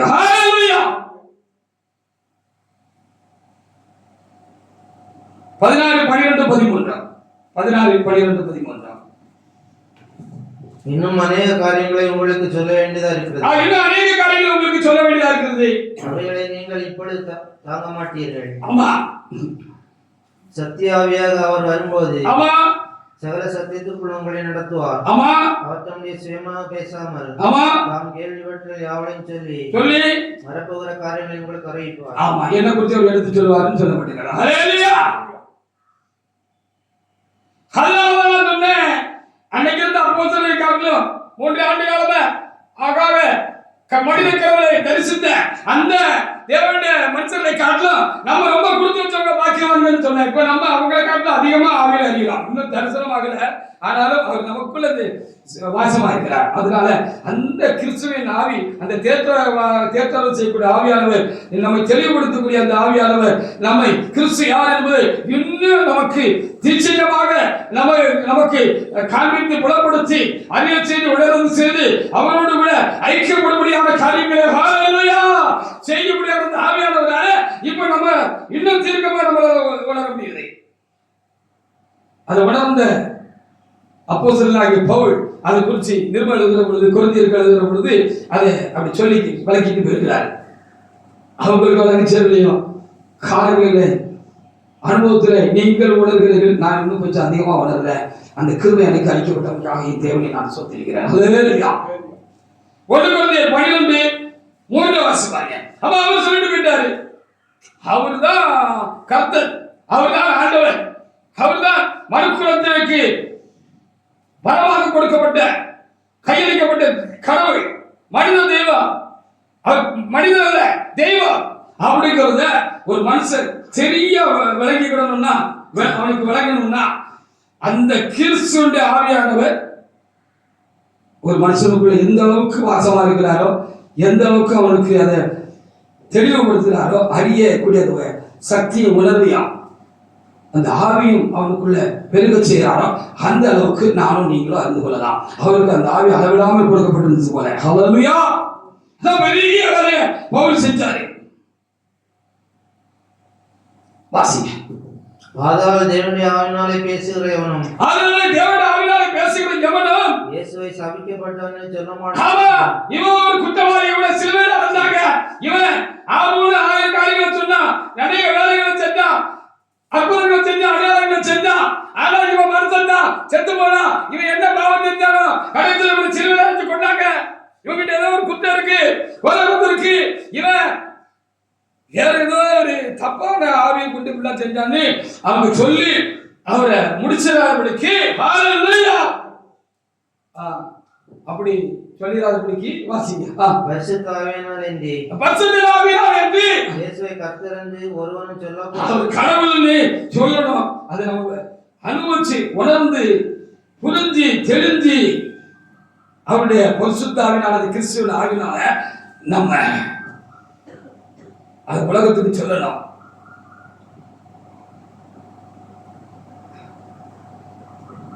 நான் அடைஞ்ச பயிரை உலகத்துக்கு சொல்லணும் அப்படிங்கிறதுக்காக கர்த்தர் என்ன செஞ்சிருக்கிறாரு. உயிரோடு எழுந்தது முக்கியமான நோக்கம். அது 2வது முக்கியமான நோக்கம். உங்களுக்கு எனக்கும் ஒவ்வொரு சீசர்களுக்கும் முக்கியமான ஒரு நன்மை என்னன்னு சொன்னா, அவர் உயிரோடு கூட இருக்கிறவர் மாத்திரமல்ல, அவர் தான் தேவன் என்று உலகத்துக்கு சொல்வதற்காக. ஹல்லேலூயா! எப்படி பெரிய ஆசீர்வாதம் பார்த்தீங்களா? அப்ப கர்த்தர் உயிரோடு கூட எழுக்கணுங்கிறது நல்ல காரியம். உயிரோடு கூட எழுந்தது நல்ல காரியம். திட்டமா நம்ம உலகத்துக்கு சொல்லலாம். ஹல்லேலூயா! திட்டமா உலகத்துக்கு சொல்லலாம், சந்தேகம் இல்லாம சொல்லலாம். சரியா? அப்போஸ்தலர் 3:13 முதல் 15. அப்போ அவர் எதுக்கு 3 நாள் உயிரோடு எடுத்து போனாரு? எப்பவும் நமக்குள்ள இருக்கக்கூடியதாக அவர் இருக்கிறார். ஹல்லேலூயா! அவர் அப்படியே கடவுள் அவதாரம் எடுத்து வந்து அப்படியே உலகம் முடிகிற வரைக்கும் கூட இருக்க முடியாது. உலகம் முடிகிற வரைக்கும் நம்முடைய சீசர்கள் இருக்கணும். அப்போஸ்தல காலங்களில் மாத்திரமல்ல, 2000 ஆண்டுகள் காலத்தில் மாத்திரமல்ல, இயேசு கிறிஸ்து உயிர்த்தெழுந்து ஆதி சபை எழுப்பப்பட்ட அந்த அப்போஸ்தல காலங்கள் மாத்திரமல்ல, சீசருடைய காலங்களில் மாத்திரமல்ல, அவர் திரும்பவும் பரத்துக்கு ஏறி போனவர், மோட்சலோகத்துக்கு ஏறி போனவர், சொர்க்கலோகத்துக்கு ஏறி போனவர், திரும்ப வருகிற வரைக்கும் தம்முடைய சீசர்களை இங்கே இருத்தி வைத்து அவர்களுக்கு அருள்பாலித்து அவர்களை புடமிட்டு பரிசுத்தமாக்கி தம்மை போல மாற்றி அவர்களை தொடர்ந்து தம்மோடு கூட சேர்த்து கொண்டே இருக்க வேண்டும் என்பதற்காக அவர் திரும்பவும் ஆவியாக அன்னையிலிருந்து இன்றைக்கு வரைக்கும் அவர் திரும்ப வர்ற வரைக்கும் தமக்கு சித்தமானவர்களுக்குள்ள அவர் இறங்கிட்டே இருப்பார். ஹalleluya! அவங்க எல்லாம் உயிருள்ள சாட்சியா மாறிடுவாங்க இயேசு கிறிஸ்துக்கு. ஹalleluya! நான் கர்த்தருக்கு உயிருள்ள சாட்சி, என் தேவனுக்கு நான் உயிருள்ள சாட்சி, என்னால் கர்த்தர் உயிரோடு கூட இருக்கிறார் என்று திட்டமாக என்னால் சொல்ல முடியும். ஹalleluya! நான் எந்த நிலையில் இருந்தேன் வாலிப பிராயத்துல, நான் இப்பொழுது என்ன நிலையில, இந்த வயதுமான நிலையில என்னுடைய நிலை எந்த அளவுக்கு இருக்கிறது, அது கர்த்தராகிய இயேசு கிறிஸ்து எனக்கு உயிரோடு இருந்து நடப்பித்த ஒரு பெரிய அதிசயம் அப்படின்னு எனக்கு தெரியும். ஹalleluya! வாஸ்தவா ஆபிரகாம், ஈசாக், யாக்கோபு என்பவருடைய தேவனாய் நம்முடைய பிதாக்களின் தேவன் நம்முடைய பிள்ளைகளாகிய இயேசுவை மகிமைப்படுத்தினார். அவருடைய பிள்ளைகளாகிய இயேசுவை மகிமைப்படுத்தினார். அவரை நீங்கள் ஒப்பு கொடுத்தீர்கள். அவரை நீங்கள் மரணத்துக்கு ஒப்பு கொடுத்தீர்கள். அவரை விடுதலையாக்க தீர்மானித்தார். தேசாதிபதி அவரை விடுதலையாக்க தீர்மானித்திருந்தோம். அவனுக்கு முன்பாக அவரை இல்லை வேண்டாம் என்று சொல்லி அந்த மனித கடவுளை நீங்கள் என்ன செய்தீர்கள்? வேண்டாம் என்று மறுதளிச்சீங்க. பரிசுத்தமும் நீதியுள்ளவரும் நீங்களை மறுதலித்து கொலைபாதனை உங்களுக்காக விடுதலை வேண்டும் என்று கேட்டு அந்த பரபாசை நீங்க விடுதலையாக்கணும்னு சொல்லிட்டீங்க. அவர் பரிசுத்தமான நீதிமானமாக இருந்தார்.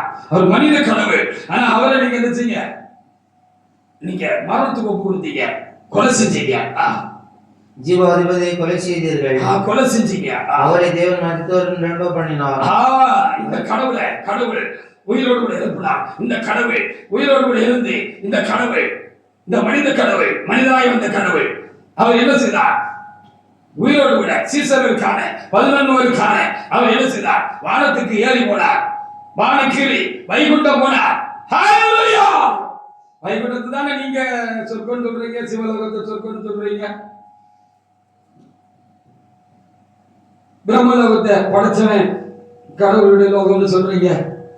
அவர் பக்தர் அவர்களுக்கு போவார். நீங்க நம்பிக்கை நீங்க எப்படி போறீங்க? கடவுள் நம்ம விசுவாசிக்கிறவங்களும் சுத்தமான ஆளா இருக்கணும். அவருடைய அடியார்கள் பக்தர்கள் என்று சொல்லிக்கிற நாமும் என்ன செய்யணும்? அதை ஆஃப் பண்ணுங்க. விசில் அடிக்க சத்தம் கேட்க சரி, அது கொஞ்சம் சரி பண்ணும். சரி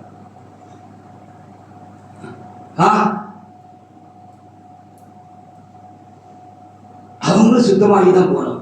சுத்தம் இல்லாம எப்படி போக முடியும் சொர்க்கத்துக்கு? ஹalleluya! வாசிங்க. அவ்வளவுதானா அப்படின்னு சொல்லி அங்கே பார்க்கிறோம். அப்ப அப்படிதான் போய் இந்த கடவுளாகிய இந்த தேவன் கடந்து போய் கடவுளுடைய அந்த ராஜ்யத்துல போய் இந்த கடவுள் மனிதர்களுக்குள்ள ஆவியாகி கடவுளை என்ன செஞ்சாரு? தமக்குள்ள இருந்த ஆவியாகி கடவுளை நமக்குள்ள அனுப்பினார். ஹalleluya! அப்ப ஆவியாகி கடவுள் இயேசு கிறிஸ்துவோட தான் இருந்தார். அவர் யாரு? நான் பிதாவும் ஒன்றா இருக்கிறோம் என்று சொன்னார். ஹalleluya! நான் வேற பிதா வேறன்னு சொல்லல, நான் தான் அந்த ஆதி தேவன் சொன்னாரு. ஹalleluya! விளக்குது இப்ப விளக்குது. நான் இங்க நிக்கிறவங்க எனக்குள்ளே விளங்குகிறது. ஹalleluya! அவர் யாரு? எனக்கு விளங்குது, உங்களுக்கு விளங்கும், இன்னும் விளங்கணும்.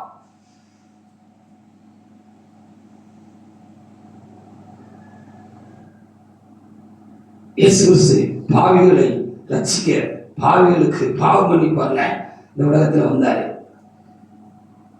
ரட்சகரா வந்தாரு. அவர் அதனாலதான் சிலுவையில ரத்த சிந்தி மறிச்சாரு. அவர் ரத்த சிந்தி மறிச்சதுனால, அவர் மரணம் அடைந்ததுனால பாவம் சிலுவையில ஆணி அடித்து கொலை செய்யப்பட்டது. ஹalleluya! பாவத்துக்கு சிலுவையில ஆணி அடிச்சு கொண்டுட்டார். அதற்காக தான் வந்தாருன்னு விசுவாசிக்கிற பக்தகோடிகளாகிய நாமும் நம்முடைய பாவம் மன்னிக்கப்பட்ட அந்த நிச்சயம் நமக்குள்ள உண்டு. சரி, இனி பாவம் இல்லாம நம்ம ஜீவிக்கணும்ல, அதுக்கு யாரு நமக்கு பலன் தருவா? அந்த வல்லமை தருவா. பாவம் மன்னிக்கப்பட்டுட்டு திரும்ப அந்த பாவத்தை செய்யாம, நம்ம பாவம் செய்யாம இருக்கணும்ல. பாவம் செய்யாம இருக்கிறது தான் பரிசுத்தம். வழங்குதா? எது பாவமோ, எது கீழானவைகளோ, எது தவறானவைகளோ, குற்றமானவைகளோ, அவைகள் தான் பாவம். இதையெல்லாம் நம்ம திரும்ப செய்யாம இருக்கிறதா பரிசுத்தம். வழங்குதா? பாவம் செய்யாம இருக்கிறது தான் பரிசுத்தம். ஹல்லேலூயா. நல்ல வரைக்கும் கேட்க தேவஜனமே, பாவம் செய்யாம இருக்கிறது தான் பரிசுத்தம். எந்த ஒரு பக்த கோடியும் கிறிஸ்து இயேசுவை தவிர, இயேசுக்குள் இருக்கிற ஒரு பக்தனை தவிர, ஒரு பக்தியை தவிர எந்த பக்த கோடிகளும் அவங்க கடவுள் இருந்து இந்த சிறிய நிலையை, உச்சமான இந்த சிறிய நிலையை அவங்க பெறல. அவங்க பாவம் செஞ்சுக்கிட்டே தான் இருக்காங்க. அவங்களால சுத்தமா இருக்க முடியல. ஹல்லேலூயா. அதுக்காக பூஜை பண்றதுக்காக புனஸ்காரங்கள் செய்யணும், அதற்காக தான தர்மங்கள் செய்யணும், கட்டுக்கட்டா கொண்டு போய் என்ன செய்யணும், நம்ம செஞ்சதெல்லாம் கடவுள் நம்ம பூஜிக்கிற கடவுள் நமக்கு மன்னிக்கிறதுக்காக கட்டுக்கட்டா கொண்டு போய் என்ன செய்யணும், அவன் கோயில்ல போய் அப்படி கோடி கோடியா போட்டுருந்தோம். போட்டாங்க தானே, ஆந்திராவில் இருக்கிற கோயில்ல கொண்டு போய், ஏழுமலையான் கோயில்ல கொண்டு போய் அப்படியே பெரிய சீமாட்டிகள்லாம் என்ன செய்வாங்களாம் தெரியுமா, அப்படியே கழுத்துல காதுல கிடக்கிற எல்லாத்தையும் கொத்து கொத்தா கலத்தி அந்த காணிக்க பெட்டியில காணிக்க பெட்டியில போட்டுருவாங்களாம். அப்படி இந்த இங்க இருந்து இந்த முழங்கை வரைக்கும் 2 கையிலையும் என்ன செஞ்சிருப்பாங்களாம், அப்படிதான் நடந்திருக்கு. அப்படியே அந்த சாமிக்கு என்ன செஞ்சிருவாங்களாம், அந்த வலையில அப்படி சரட்டுல அப்படி உருகி விட்டுருவாங்களாம். எதுக்கு? பக்தர்களாக இருந்தால் இப்படிப்பட்ட கடவுளுக்கு பூஜை செய்தாலும், ஒரு நாம் ஆராதனை செய்தாலும் ஒரு குற்ற உணர்வு அந்த பக்தனுக்குள்ள, அந்த பக்தை கூட இருந்துகிட்டே இருக்கு. ஏதோ ஒண்ணு அவங்களை கஷ்டப்படுத்திக்கிட்டு அழிச்சுக்கிட்டே இருக்கு. அது தாங்க செய்த ஊழ்விலையில அவங்களுக்கு தெரியும், அது கர்மபாவம்னு தெரியும். சில வேளையில ஒருவேளை நம்முடைய மூலிகை செய்த பாவமா இருக்குமா, செல்வ பாவமா இருக்குமா, ஏதோ ஒண்ணு நம்மளை அழிச்சுக்கிட்டே இருக்கு. ஒரு ஃப்ரீயா இருக்க முடியல, ஒரு சமாதானம் எனக்குள்ள இல்ல, எனக்குள்ள ஒரு சமாதானம் இல்ல, ஒரு பீஸ் ஆஃப் மைண்ட் இல்ல. அப்படி இருக்கிற ஒரு கிறிஸ்துக்குள்ளே எல்லா மார்க்கத்திலும் மதங்களிலும் கடவுள் நமக்கு உலகத்தில் இருக்கிறதுனாலதான் அது எப்படியாவது மாற்றிக்கிட்டு ஒரு இறை சமாதானத்தை தமக்களை கொண்டு வந்தது தான் இப்படி அள்ளி அள்ளி கொடுக்குறாங்க. இல்ல, அதுக்காக தான் காசியில் இருக்கிறவங்க கன்னியாகுமரிக்கு வராங்க, கன்னியாகுமரியில் இருக்கிறவங்க என்ன செய்யறாங்க, காசிக்கு போறாங்க, காசிக்கு போயும் கர்மங்களையில சொல்றாங்க. ஹல்லேலூயா.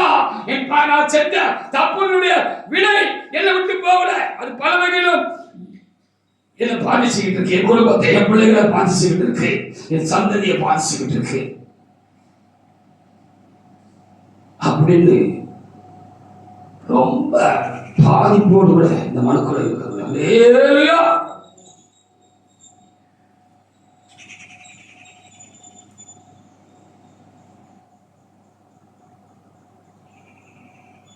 அப்பா எதற்கு முக்கியமா அப்படின்னா, அடுத்த முக்கியமான நல்லது மனுஷர்களுக்கு மனுக்குலத்துக்கு நல்லது என்னன்னு சொன்னா, அவர் ரத்தத்தினால் நம்ம பாவம் கல்வியாச்சு தானே, பாவத்துக்கு மன்னிப்பு கிடைச்சிட்டு தானே, அவர்களுடைய பாவம் ஞானசாமி எடுத்த பொழுது அந்த தண்ணிக்குள்ள அடக்கமாகிட்டு தானே, பழைய பாவம்லாம் போயிட்டு தானே. அந்த பழைய பாவம் திரும்ப செய்யாம இருக்கிறதுக்கு கர்த்தராகிய இயேசு உயிர்த்தெழுந்து பரத்துக்கு போய் திரும்பவும் என்ன செய்ய வேண்டியிருந்தது, தம்முடைய ஆவியை நமக்குள்ள வச்சு, அந்த ஆவியான ஒரு பரிசுத்தம்ல அந்த ஆவியா நமக்குள்ள இருக்கிறது. அப்படின்னால அவர்களோட இசைந்து வாழ நாம் அவருக்கு நம்ம கையெழுக்கிற பொழுது, அப்பனே எஸ் அப்பனே எனக்குள்ள இதுக்குள்ள அருள் வந்து சாமியாடுறாங்க தானே, அதுபோல நமக்குள்ள அருள் வந்திருக்கு, பரிசுத்த அருள் வந்திருக்கிறது, பரிசுத்த வல்லமை வந்திருக்கிறது, பரிசுத்த ஆவியானவர் வந்திருக்கிறார், கிறிஸ்து ஆவியா இப்ப நமக்குள்ள வந்திருக்கிறார். அந்த அப்ப எஸ் அப்ப இப்ப எனக்குள்ள பரிசுத்த ஆவியா வந்திருக்கிறார், ஆவியா இருக்கிறார். ஹல்லேலூயா. ஹல்லேலூயா. நம்ம அப்படியே சோதரம் சோதரம் சோதரம் சோதரம் அப்படி சொன்னோம்னே அப்படி அவருடைய ஆவியை நிறைஞ்சு பற்பல பாசிகளை பேசுவார்கள். அந்த அடையாளம் கர்த்தர் நமக்கு அடையாளம் வச்சுட்டு வருகிறார். மற்றவங்களுக்கு வளராட்டாலும் பெற்றவங்களுக்கு வளர்க்கும். ஹல்லேலூயா. அப்போ அவரு பரிசுத்தமுள்ள ஆவியானவர் நம்ம செஞ்சு வாழ நம்ம ஒப்பு கொடுக்கிற பொழுது செஞ்ச பாவத்தை திரும்ப செய்ய வேண்டாம், செஞ்ச பாவத்தை திரும்ப செய்யாம இருக்கிறது தான் பரிசுத்தம். இன்னும் எதெல்லாம் சரியில்லைன்னு சொல்லி அந்த உயிரோட இருந்த கர்த்தர் நமக்குள்ள இருந்து நமக்கு அப்பப்ப போதிக்கிறாரோ அதையெல்லாம் கவனமாய் கேட்டு அவைகளையும் அந்த ஆவியான துணையோடு கூட விட்டுடுறதுதான் பரிசுத்தம். இதுக்காக தான் அவர் உயிரோடு இருந்து மோட்சத்துக்கு போனார்கள் எழுதப்பட்டிருக்கு. வாசிக்க 1 கொரிந்தியர் 15, 16, 17.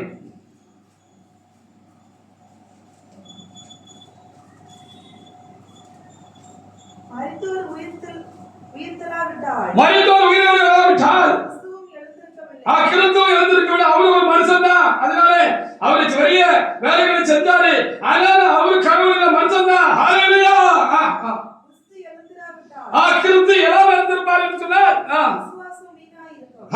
அவர்தான் கடவுள் நம்பின பக்தோட நம்பிக்கை வீணா இருக்கும். இன்னும் உங்கள் பாவங்களில் இருப்பீர்கள். ஆமா, பாவம் அவருடைய நாமத்தினால மன்னிக்கப்பட்டிருந்தாலும், அவருடைய ரத்தத்தினால, அவர் மரணத்தினால என்னுடைய பாவம், உங்களுடைய பாவம், சீசருடைய பாவமும் பக்தருடைய பாவங்கள் மன்னிக்கப்பட்டிருக்கிறது என்று நம்ம நம்பினாலும் அந்த பாவம் திரும்பவும் உயிர் கொண்டு நம்மை கொண்டு விடும், நம்முடைய ஆத்மாவை கொண்டு விடும். அப்படி உயிர் கொண்டு நம்முடைய ஆத்மாவை கொண்டு விடக் கூடாது என்பதற்காகத்தான் என்னுடைய தேவன், பரிசுத்தமுள்ள தேவன் தம்முடைய பரிசுத்தமுள்ள ஆவியை, கிறிஸ்துவின் ஆவியை என்ன செஞ்சாரு, எனக்குள்ள கொண்டு வந்து செஞ்ச பாவத்தை நான் திரும்ப செய்யாதவர்களுக்கும் இன்னும் சொச்சமா மிச்சமா இருக்கிற சின்ன சின்ன ஆவில ஆத்மாவில சரத்தில் காணப்படுகிற அசுசிகளையும் எனக்கு சரியா காமிச்சு, இதுவும் கூட தப்புதான் அப்படின்னு சொல்லி காமிச்சு, நேற்று தப்பா தெரியாத இன்னைக்கு தப்புங்கிறத அவருடைய பரிசுத்த ஆவியினால, கிறிஸ்துவின் ஆவியினால எனக்கு அது சரியா புரிய வச்சு விளங்க வச்சு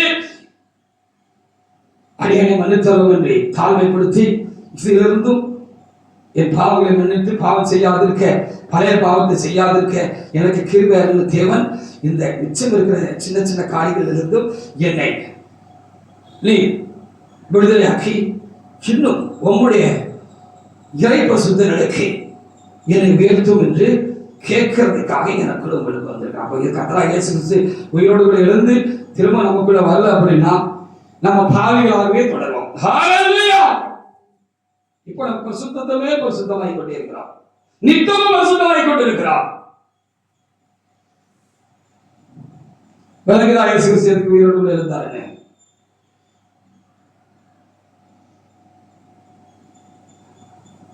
மக்களை போல ஜீவித்த நம்மை மனிதனாக்கி, மனிதனாக நம்மை மாற்றி நமக்கு உயிர் கொடுத்த அந்த உயிருள்ள கர்த்தர் நம்மை புனிதராக மாற்றி தெய்வ நிலைக்கு உயர்த்தி தெய்வமாகிய தம்மோடு கூட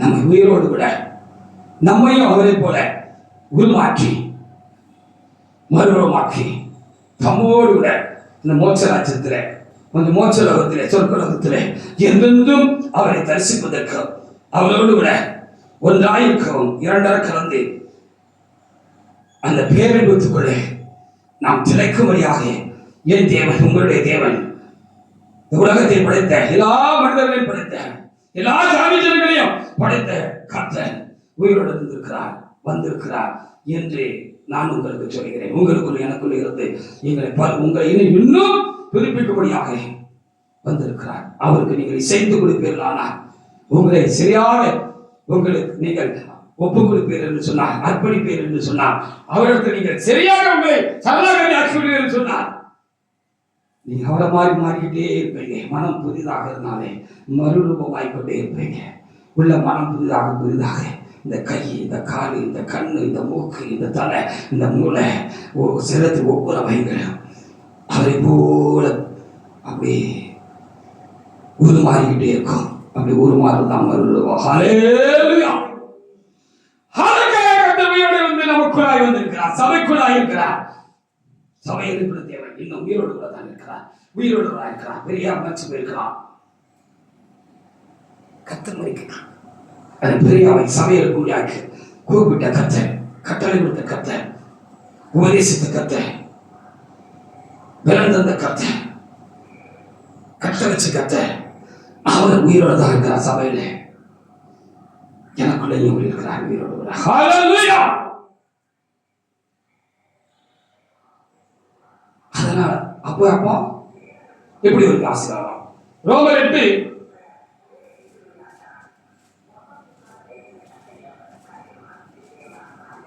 11 12 வாசிக்கலாம்.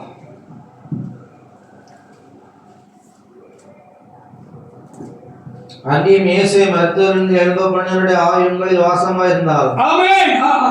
கிறிஸ்துவை மருத்துவரின் எழுந்தோ பண்ணர் உங்கள் வசமாயிருக்கிற தம்முடைய ஆவியினாலே சாவுக்கு ஏதுவான உங்கள் சரீரங்களை உயிர்ப்பிப்பார். சாவுக்கு ஏதுவான உங்களுடைய சரீரங்களையும் என்ன செய்வாரு?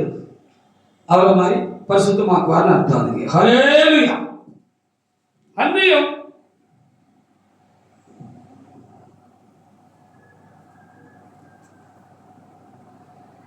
இயேசு உயிரோடு எழுப்பினுடைய ஆவி உங்களில் வாசமாயிருந்தார்.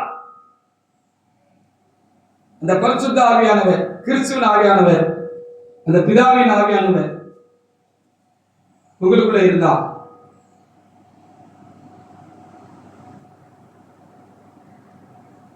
உங்களையும் பாவம் இல்லாமல் பரிசுத்தமா ஜீவிக்கிறதுக்கு உங்களுக்கும் உயிர் தருவார், வல்லமை தருவார்னு அர்த்தம்.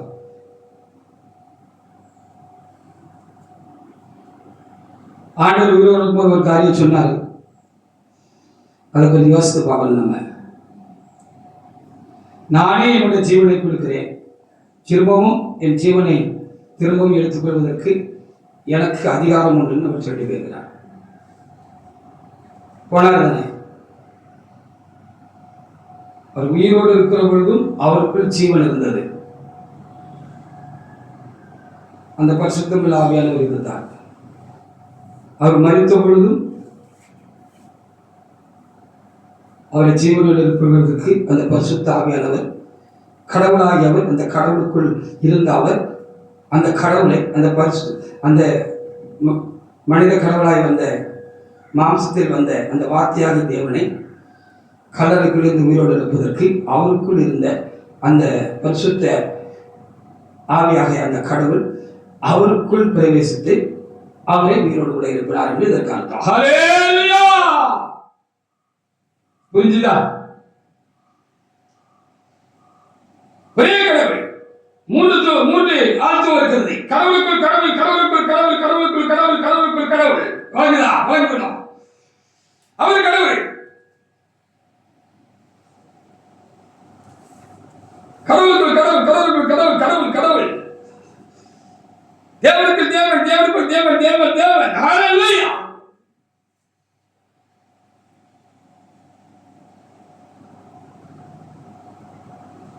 அவர் உயிரோடு இருக்கிறார்களுக்கு சீசர்களாக நாம் சாட்சியம். பழைய சங்கர சூப்பர் காணோம் அப்படின்னு இப்ப எல்லாரும் பார்த்து சொல்லுவாங்க. ஹல்லேலூயா.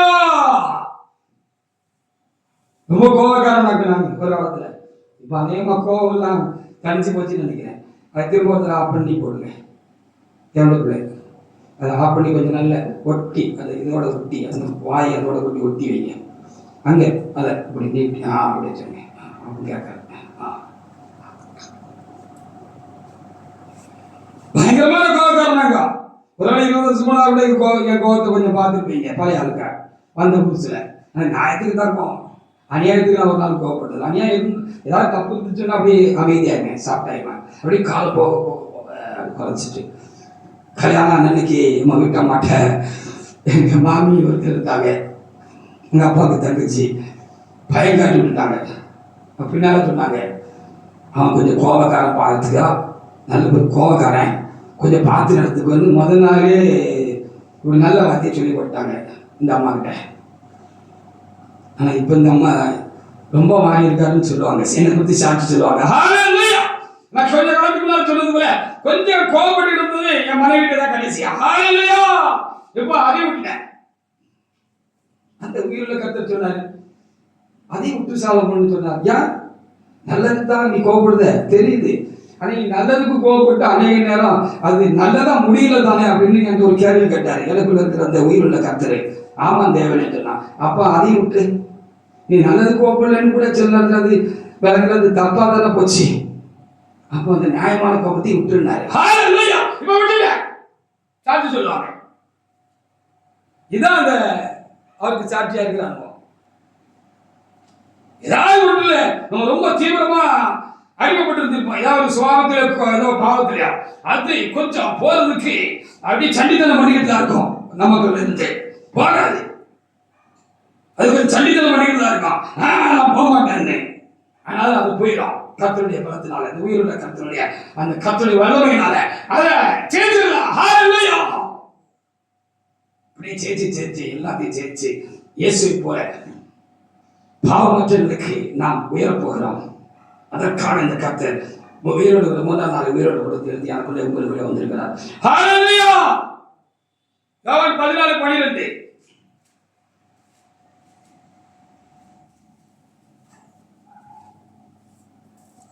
அவர் நமக்கு நம்ம பரிசுத்தமா ஜீவிக்கிறதுக்கு வல்லவே இல்லை. அவர் தான் மனித கடவுளா வந்தாருங்கிறதுக்கும், அவர் தான் பாவத்தை மன்னிக்கிறதுக்கு வந்தாரு. அவருடைய நாமமே இல்லாமல் வேறொரு நாமம் வானத்திலும் பூமியிலும் கட்டளைப்பட இருந்ததை நம்ம ஆணித்தரமாய் சொல்வதற்கும், அவர் நாமத்தினாலே பலத்த காரியங்களை நடப்பிப்பதற்கும் கிறிஸ்துவானவர் நமக்குள்ளாக வந்திருக்கிறார்.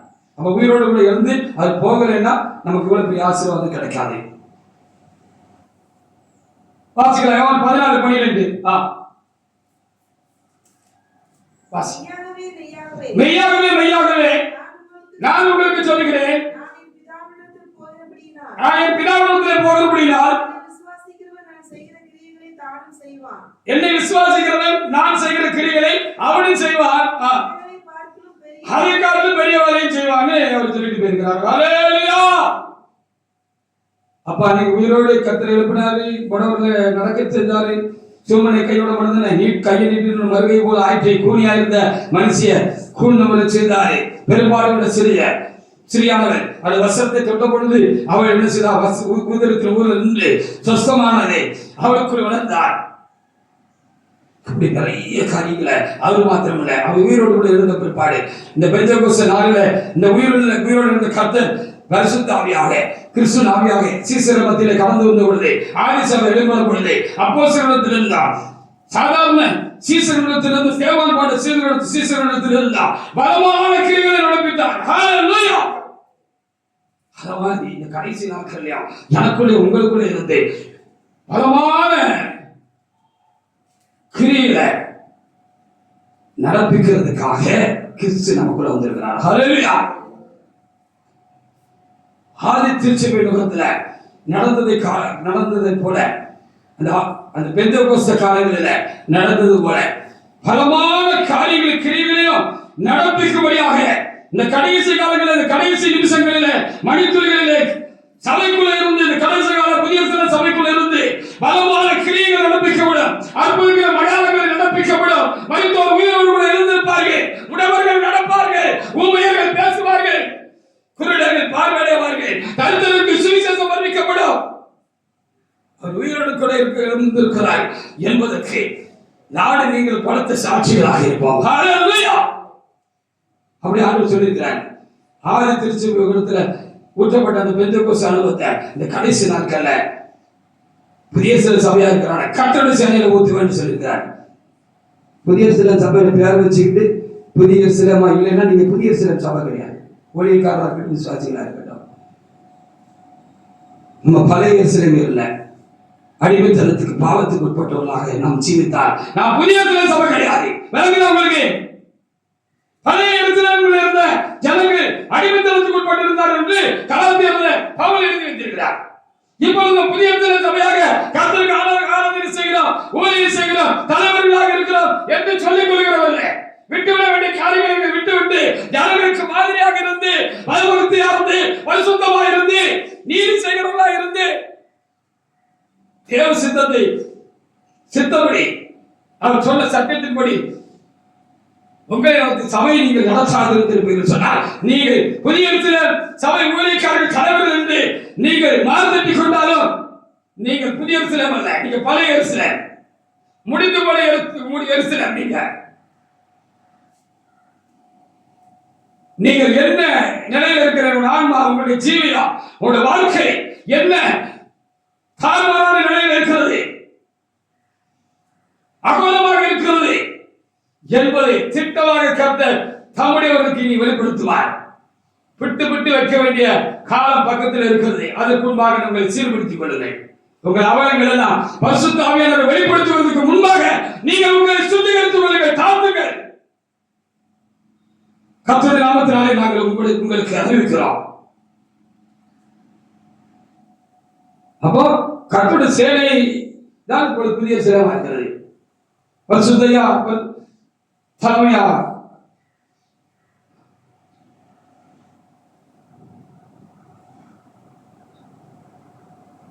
ஊழியர் செய்யற காலங்களில் ஒரு இடத்துல பிரசங்கம் பண்ண சொன்னாரு.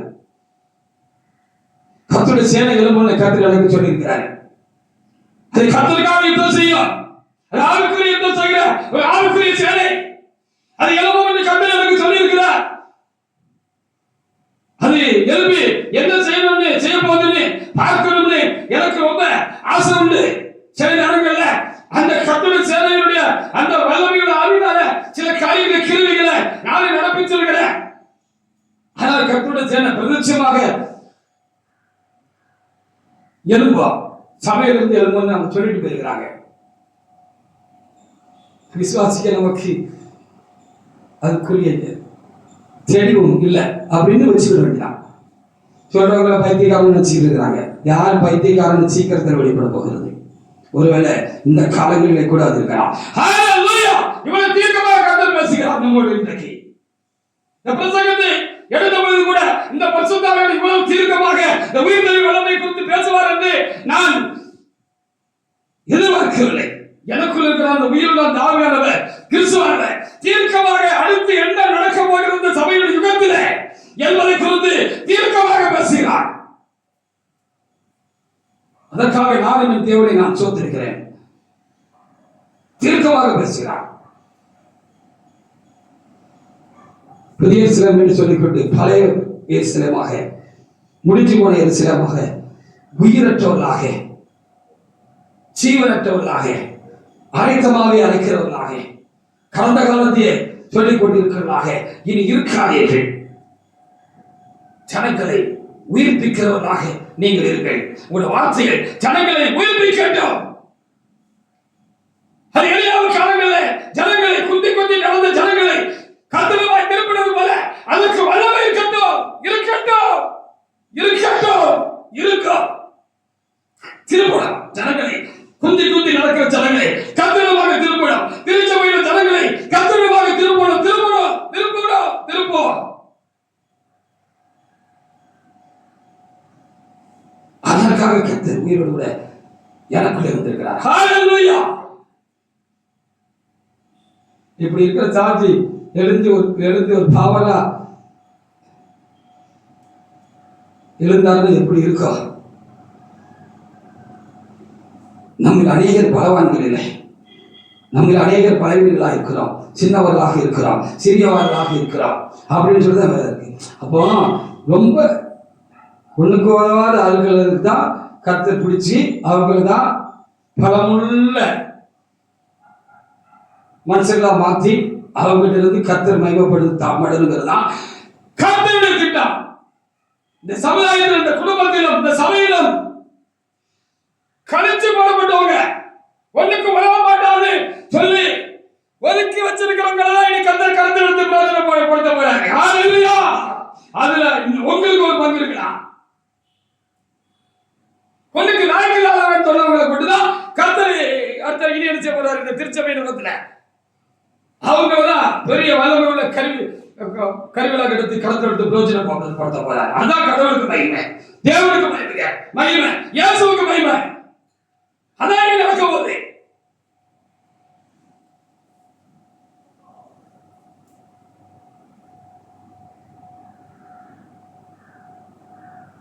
அந்த பவுலுடைய வார்த்தைகள் அநேகரை உயிர் கொள்ள சேர்ந்தது போல இனி பரிசுத்தவான்களாய் தேவனால் தெரிந்து கொள்ளப்பட்ட பாத்திரங்களாக கர்த்தருடைய சன்னிதானத்திலே நிற்க போகிற கொண்டு கர்த்தர் அப்படி ஒரு பெரிய வேலையை செய்வார். ஹalleluya. கூட்டமாய் ஜனங்கள் ரட்சிக்கப்படுவார்கள், திருச்சபையாக கூடி சேர்க்கப்படுவார்கள், மூவாயிரப்பட்ட மையமாக்கப்பட்ட ஜனங்கள் கூடி சேர்க்கப்படுவார்கள். கர்த்தருடைய வல்லமை சபையிலிருந்து பெரிதாக விளங்கும், பரிசுத்தவான்களிடத்திலிருந்து விளங்கும். உலகம் திரும்பவும் சபையை திரும்பி பார்க்கும் என்று கர்த்தர் சொல்லியிருக்கிறார். அதற்காக அவர் வந்திருக்கிறார், நமக்குள்ளாக வந்திருக்கிறார், எனக்குள்ளாக இருக்கிறார். ஹalleluya. இடையில விட்டு மீறான நினைக்கீங்க போகல. மத்தேயு 28:19-20 உலகம் முடிகிற வரைக்கும் நம்ம கூட இருப்பார். உலகம் முடிகிற வரைக்கும் நம்ம கூட இருப்பார். வாசி.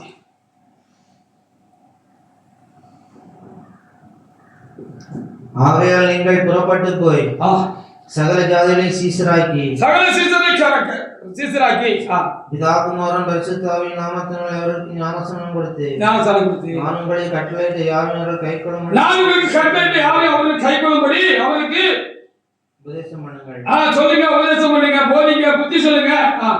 இந்த உலகத்தின் முடிவு பரியந்தம் சகல நாட்கள் நான் உங்கள் கூட இருக்கிறேன் என்றார்.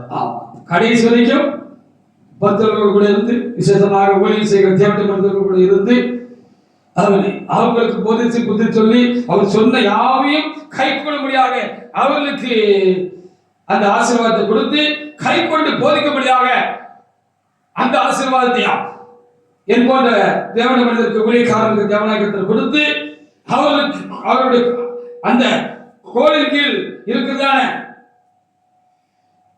விசுவாசிகளுக்கும் அந்த பாக்கியத்தை கொடுத்து நம்ம கூட கடைசி வரைக்கும் இருந்து நம்மளை தட்டி கொட்டி சரி பண்ணி கட்டிடத்துல தட்டி கொட்டிடத்துல கொட்டி அன்பா கொட்டி சரி பண்ண வேண்டிய காரியங்களை கொட்டி தட்டி சரி பண்ணி அவரை மாற்றி நாம் இப்பொழுது தேவனுடைய பிள்ளைகளாக இருக்கிறோம், இனி எவ்விதமாக இருப்போம் என்று இன்னும் வெளிப்படவில்லை. ஆனாலும் அவர் வருகிற பொழுது அவர் இருக்கிற வண்ணமாகவே அவரை நாம் தரிசிக்க போகிறபடினால் அவருக்கு ஒப்பாய் இருப்போம் என்று இதை நாங்கள் அறிந்திருக்கிறோம் என்று சொன்னது போல கர்த்தராகிய இயேசு கிறிஸ்து வருகிற பொழுது அவரை நாம் தரிசிக்க போகிற பொழுது அவரை போல் அப்பழுக்கற்ற பரிசுத்த உள்ளவர்களாக பரிசுத்தம் உள்ளவர்களாக நாம் இறைவனை எதிர்கொள்வோம். அதற்காக இயேசு கிறிஸ்து எனக்கு உங்களுக்குள்ள வந்திருக்கிறார். அவர் சபைக்குள்ளே அசைவாடுகிறார். புதிய சபைக்குள்ளே தெரிந்து கொள்ளப்பட்ட இடங்களிலே முழமொழி பார்த்த இடங்களிலே அவர் அசைவாடுவார். ஹல்லேலூயா! தாங்களை பரிசுத்தப்படுத்துவார். அதற்காக சாணத்தில் இருக்கிறவர்களே தம்மை தாமே அவர் பரிசுத்தப்படுத்துவார். உங்களுக்காக என்னையும் பரிசுத்தப்படுத்துவார்.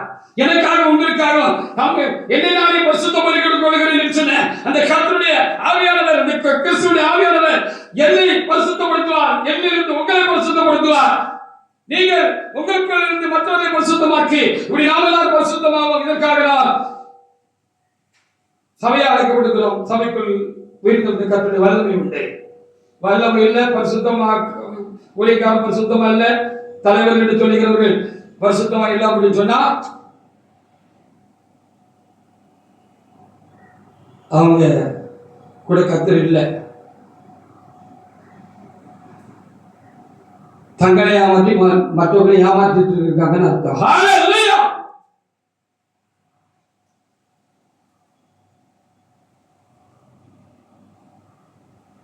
சிலுவையில ஆண்டவர் சாத்தானை வெட்டி சிறந்தார் என்று சொல்லி பார்த்தோம் தானே, கடந்த இந்த நாட்கள்ல பார்த்தோம். அவரு சிலுவையில சாத்தானை ஜெயிச்சிருக்கிறாரு. ஆனா இன்னொரு முக்கியமான வேலையை அவர் செய்யல. ரோமர் 14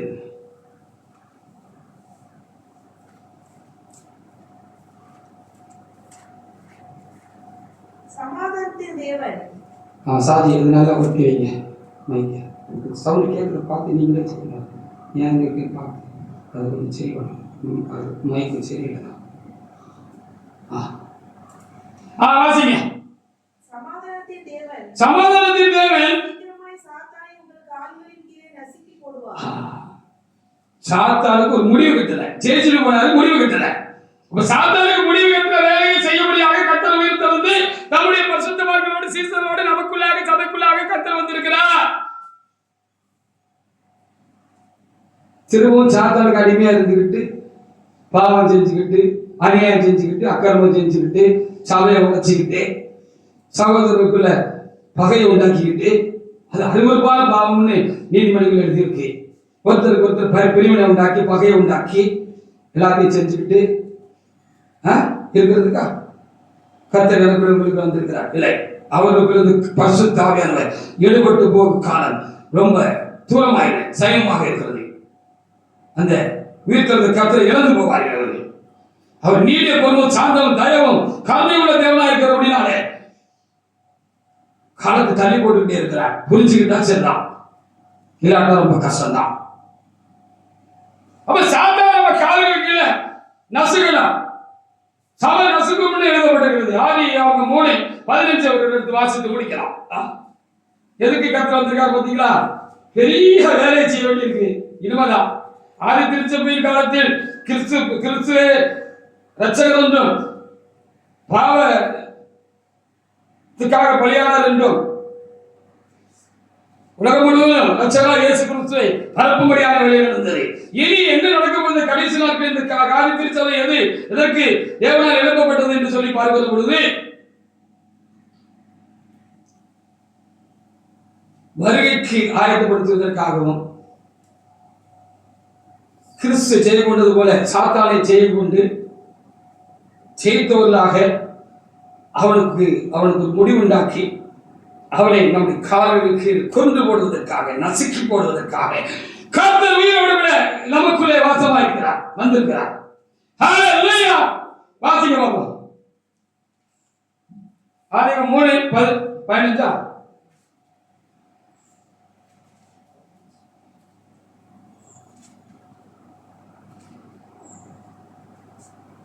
உனக்கும் சிறைக்கும் வாசிங்க. 3:15. உனக்கும் சிறைக்கும் உன்னிடத்துக்கும் அவள் வித்துக்கும் மகை உண்டாக்குவேன்.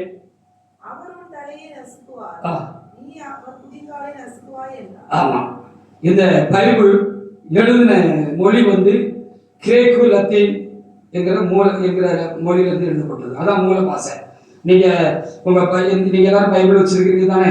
நீங்க அதை எடுத்து பார்த்தீங்கன்னா பழைய ஏற்பாடும் புதிய ஏற்பாடு அடைந்து பரிசுத்த வேதாகமம்னு சொல்லி எபிரேய கிரேக்கு என்னும் மூல பாஷையிலிருந்து இது தமிழ்ல நமக்கு மொழிபெயர்த்து எழுதி கொடுக்கப்படுகிறது. மொழிபெயர்க்கிற பொழுது இந்த மூல பாஷையிலிருந்து சில காரியங்கள்ல மொழிபெயர்த்த பரிசுத்தவான்கள் கொஞ்சம் மாற்றி எழுதிட்டாங்க. அதுல என்ன எழுதிருக்குன்னு பார்க்கிற பொழுது உனக்கும் சிறைக்கும் உன் வித்துக்கும் அவள் வித்துக்கும் பகை உண்டாக்குவேன், அது உன் தலையை நசுக்கும்னு எங்க இருக்கு அந்த இடத்துல.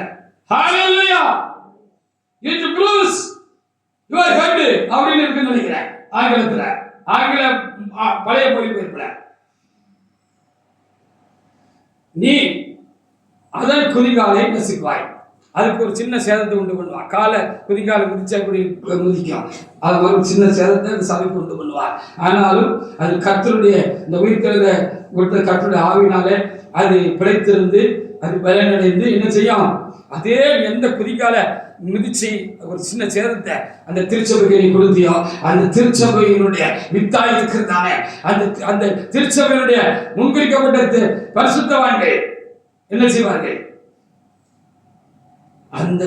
அந்த கர்த்தருடைய உயிர்த்தெழுந்த வல்லமையினால சாத்தானே உன்னோடு முகமுகமாக யுத்தம் பண்ணி எதிர்த்து நின்று யுத்தம் பண்ணி ஆவிக்குரிய யுத்தம் பண்ணி உண்டாகி, மத்திய வாரத்தில் ஒரு ஆவிக்குரிய யுத்தம் உண்டாகி, இரண்டாம் வாரத்தில் ஆவிக்குரிய யுத்தம் உண்டாகி, ஆவியா இருக்கிற அந்த சாத்தானுடைய சைனிகளையும் அவர்கள் யுத்தம் பண்ணி மேற்கொள்வார்கள். சாத்தானுக்கு ஒரு முடிவு உண்டாகும். அவன் தலை நசுக்கப்படும், அவன் பூமியிலே தள்ளப்படுவான் என்பதை ஆதியாகமம் 3ஆம் அதிகாரத்திலே எழுதின பரிசுத்த ஆவியானவர் எழுதி வைத்திருக்கிறார். இதற்காக கர்த்தர் உயிரோடு எனக்குள்ளாக உங்களுக்குள்ளாக வந்திருக்கிறார். அப்ப சேனை எதுக்குன்னு பார்த்துக்கோங்க. இன்னைக்கு இந்த மருவத்தை பத்தி ஒரு சாமி பேசுறதுல பார்த்தீங்களா? நம்ம சாமிகளே, நம்ம பெரிய சாமி, நம்ம சின்ன சாமி, அந்த சாமி, இந்த சாமி, எந்த சாமியும் இப்போ மருவத்தை குறித்து பேசுறது இல்லை. ஏன்னா அவங்களுக்குள்ள அந்த நம்பிக்கை இல்லை, கெட்டு போச்சு. எனக்குள்ள அந்த நம்பிக்கை இருக்கு. அதனால நான் தீர்க்கமா திரும்பவும் இதை கேட்கிற தேவ ஜனங்களுக்கு சபைக்கு நான் சொல்லுகிறேன், சொன்னதெல்லாம் சத்தியம், சொல்லப்பட்டதெல்லாம் சத்தியம், திருச்சபையில் உபதேசிக்கப்பட்டதெல்லாம் சத்தியம் சத்தியம் சத்தியம். அது நடந்தேறும். அது கர்த்தரால் ஆகும், உயிர்த்தெழுந்த கர்த்தரால் ஆகும். அது சேனையின் மூலமாக நடப்பிக்கப்படும். எப்படியாயிரம் சாத்தான் மிதிக்கப்பட வேண்டாம், அவனுக்கு ஒரு முடிவு உண்டாக்க வேண்டாம், அந்தி கிறிஸ்து வர வேண்டாம். அப்பதான் அந்தி கிறிஸ்து வருவார். அவன் தள்ளப்பட்டால்தான் அந்தி கிறிஸ்து வருவார் என்று வேதத்தில் தெளிவாக இருக்கிறது. பிறகு சோலை போல குழப்பம் மனநிலையோடு இருக்கக்கூடிய கர்த்தர் திருச்சபைக்கு அவருடைய காரியங்களை கட்டளையிடவில்லை. சொன்னது சத்தியம், சொன்னதெல்லாம் சத்தியம். அது நடந்தேறும். அப்படி அப்படி தள்ளப்பட்டு அவன் கிரியைகளுக்கு ஒரு முடிவுண்டாக்க வேண்டிய ஒரு கட்டாயம் இருக்கிறது. வானமண்டலம் சுத்திகரிக்கப்பட வேண்டும். இடையில தடையாமல் இருக்கிறான், தடை செய்கிறவனாக இருக்கிறான். தடை செய்கிறவன் நடுவில் இருந்து அகற்றப்பட்டாலுடைய அந்த நாள் வராது என்று சொல்லி எசேக்கியேல் புத்தகத்தில் எழுதப்பட்டிருக்கிறது. அப்போ அதற்கு தடையா இருக்கிறதுக்கு கர்த்தர் வருகிறதற்கு கர்த்தருடைய பிள்ளைகள் சபையாக எடுத்துக்கொள்ளப்படுவதற்கு தடையாக சாத்தான் 2ஆம் வாரத்தில் இருக்கிறான். இந்த 2ஆம் வாரத்தில் தடையாக இருக்கிற இந்த சாத்தான் தள்ளப்பட வேண்டும், பூமியில தள்ளப்பட வேண்டும்.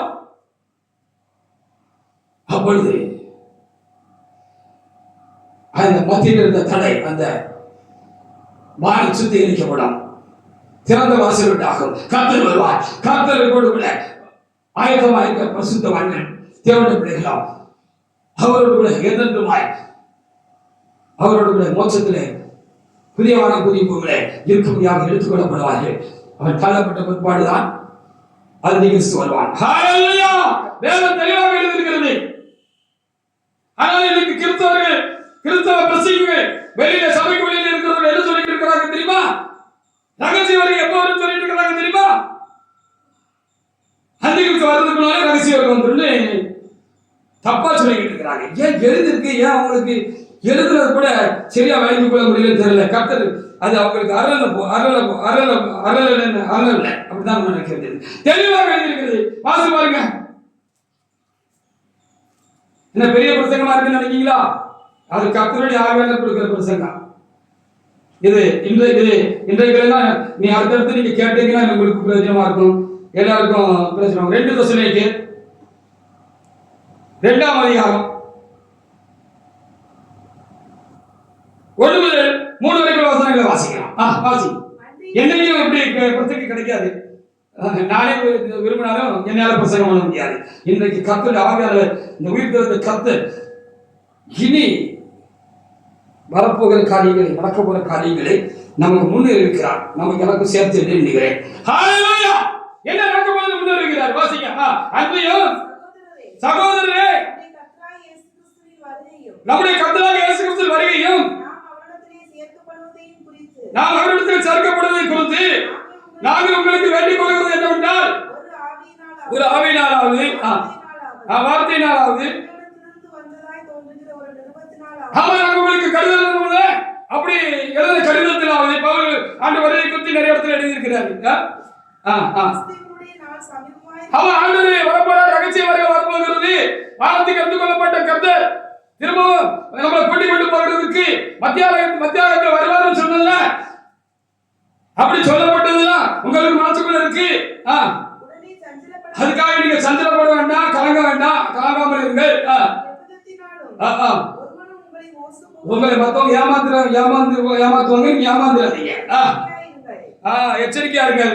Be careful. ஏனெனில் விசுவாச துரோகம் முந்தி நேரிட்டு கேட்டின் மகனாகிய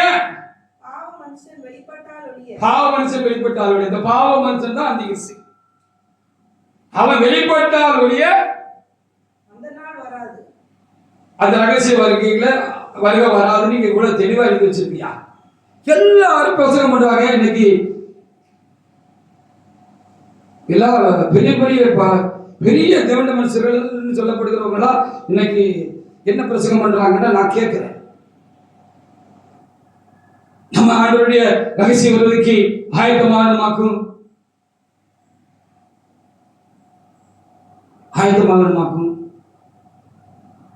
பரிசுத்தமா இருக்கணுமாகும். பரிசுத்தமா இல்ல, பேசுறது எந்த அளவுக்கு பரிசுத்தமா இருக்காருன்னு அவருக்கும் ஆண்டவருக்கு தான் தெரியும். போதிக்கிற மக்களும் பரிசுத்தமா இல்ல. பரிசுத்தமா இல்லாமல் ஒருவருக்கு கர்த்தரை தரிசிக்க முடியாது. ஹல்லேலூயா! வருகையில அவர் எதிர்கொள்ள முடியாதுன்னு வேதம் சொல்லுது. பரிசுத்தமா இல்ல, ஆனால் என்ன சொல்றாங்க தெரியுமா? நம்ம பரிசுத்தமா இருக்கணும், பரிசுத்தமாகணும். அந்திகிறிஸ்து வர்றதுக்கு முன்னால ஆண்டவருடைய ரகசிய வருகை இருக்கும். நம்ம எல்லாம் ஜாலியா போயிடலாம். அப்புறம் மிச்சம் இருக்கிறவங்கலாம் இங்க கடந்து அந்திகிறிஸ்து கிட்ட அடிமதிப்படுவான், அவன் ஜெயில போடுவான், கொலை செய்வான், துன்புறுத்துவான் அப்படின்னு சொல்லிக்கிட்டு இருக்காங்க. ஹல்லேலூயா!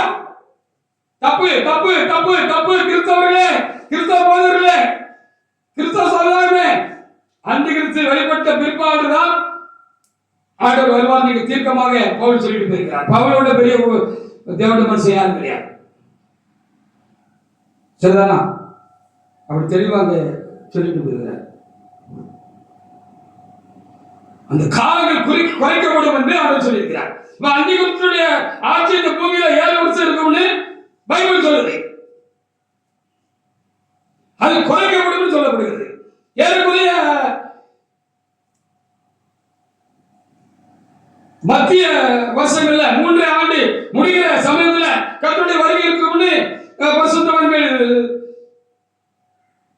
தெரிந்து சொல்லிவிட்டு போயிருக்கிறார்கள். அப்போ இந்த இடைப்பட்ட காலத்துல சபை பூமியில தான் இருக்கும். ஹalleluya! அந்திகிறிஸ்து காலத்துல சபை பூமியில தான் இருக்கும். பரிசுத்தவான்கள் பூமியில தான் இருப்பார்கள். தேவனுடைய ஜனங்கள் பூமியில தான் இருப்பார்கள்.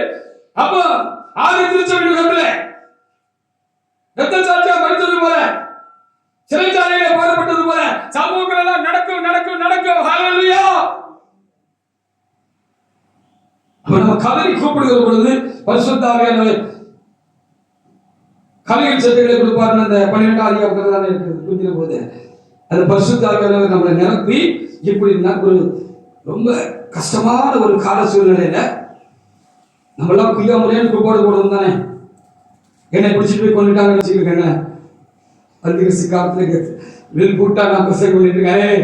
மறுபடியில நீ எங்க இருக்கணும் தெரியல.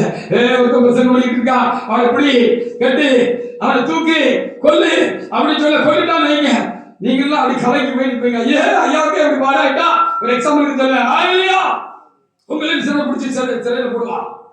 சபை அப்ப அங்கதான் இருக்கும். அப்படி நம்ம கதறுகிற பொழுது ஒரு குறிப்பிட்ட காலம், அது எவ்வளவு காலம் தெரியல, அந்த நாட்கள் குறைக்கப்படும் எழுதிய வேதத்துல தெரிந்து கொள்ளப்பட்டவர்கள். நம்மளாம் தெரிந்து கொள்ளப்பட்டவர்கள். சபையாகிய நாம் தெரிந்து கொள்ளப்பட்டவர்கள். மற்றவங்க எதுக்கு அவங்க கிட்ட மோதிக்கிட்டு இருக்க போறாங்க? இப்பவுமே அவங்க மற்ற மக்கள் கிறிஸ்துவ ஏறக்குறைய அவங்க கிட்டதான் இருக்காங்க. ஆமா, அவங்க சரண்டர் ஆயிடுவாங்க. நம்ம தான் எதிர்ப்போம். இப்படிப்பட்ட கால சூழ்நிலையில் அது குறைக்கப்படும் சொல்றது போல கர்த்தருடைய வருகை வரும் என்று நான் உணர்கிறேன், புரிகிறேன். ஹalleluya! இது சரியாக இருக்கா? நான் இப்போ பிரசங்கிக்கிறது சரியா இருக்கா? அந்த அந்திகிறிஸ்து காலத்துல தானே அந்த 2 தீர்க்கதரிசிகள் ஒரே மர கிளைகள் என்று சொல்லப்பட்ட தீர்க்கதரிசிகள் கொல்லப்படுவார்கள் இருக்கு. ஆமா, அவங்க பெரிய அற்புதங்கள் அடையாளங்களை செய்வாங்க. இவனை மிரட்டுவான். அவங்களும் கற்பனை குலத்தினால பலத்த காரியங்கள் கிரிகளை செய்வாங்க. எடுத்து நிற்பாங்க. அவங்களும் கொல்லப்படுவாங்க இருக்குதானே. ஏறி வாரங்கள் சத்தம் பல காரியங்கள் இருக்கு. அது முன்னியா புண்ணியா நடக்குன்னு வச்சுக்கோங்களேன். ஆனா கற்பனை வருகை இப்படிதான். அந்திகிறிஸ்து வந்த பிற்பாடுதான் கர்த்தருடைய ரகசிய வருகை இருக்கும். சபையை எடுத்துக்கொள்ளப்படும். பரிசுத்தமாக கர்த்தருடைய வருகை எதிர்பார்த்து ஆயத்தமாயிருக்கிற மக்களை கர்த்தர் என்ன செய்வார்? சபையாக கர்த்தரை சவுட்டுப்பட்டு சேர்த்து ஒரே மத்திய ஒரே மேன்பாக மாற்றி அவர்களை எடுத்துக்கொள்வார். அதனால இவங்க பெரிய வேலையை செய்யணும். இந்த கடைசி கால ஊழியத்திலும் கடைசி நேர ஊழியம் ஒண்ணு இருக்குன்னு ஆண்டவர் எனக்கு சொல்லியிருக்கிறார். கடைசி காலத்துல வந்திருக்கோம். கடைசி நேர ஊழியம் ஒன்று இருக்கிறது. என் டே ஒர்க்ல என் டைம் ஒர்க்னு ஒன்று இருக்கிறது. ஹalleluya! அது பரிசுத்த ஆவியினால் கிறிஸ்துவுடைய உயிர்த்தெழுதலின் வல்லமையினால் ஆவிக்குரிய யுகம் உண்டாகி ஆவியினால் நடப்பிக்கப்பட வேண்டிய பெரிய காரியம் சாத்தானோட நேர்முகமாக நேருக்கு நேர் மோதி அவனுக்கு ஒரு முடிவுரை உண்டாக்கி கர்த்தருடைய வருகைக்காக தம்முடைய வேலையை ஆயத்தப்படுத்துகிறது. கர்த்தருடைய வேலையா இருக்கிறது. சபையுடைய வேலையா இருக்கிறது. சேனையுடைய வேலையா இருக்கிறது. நம்முடைய வேலையா இருக்கிறது. கர்த்தர் உயிர்த்தெழுந்தவருடைய நோக்கம் எவ்வளவு பெரிது என்று கொஞ்சம் பார்ப்பதற்கு விசேஷமாக சபையாராக நாம் தீர்க்கமாய் பார்ப்பதற்கு தேவாவியானவர் இந்த நாளில் உதவி செய்ததற்காக என் தேவனாய் கர்த்தரை நான் சோத்திருக்கிறேன். அவர் உயிரோடு இருக்கிறார். அதற்கு நானும் சபையும் நீங்களும் ஒவ்வொருவரும் அநேகரும் சாட்சி.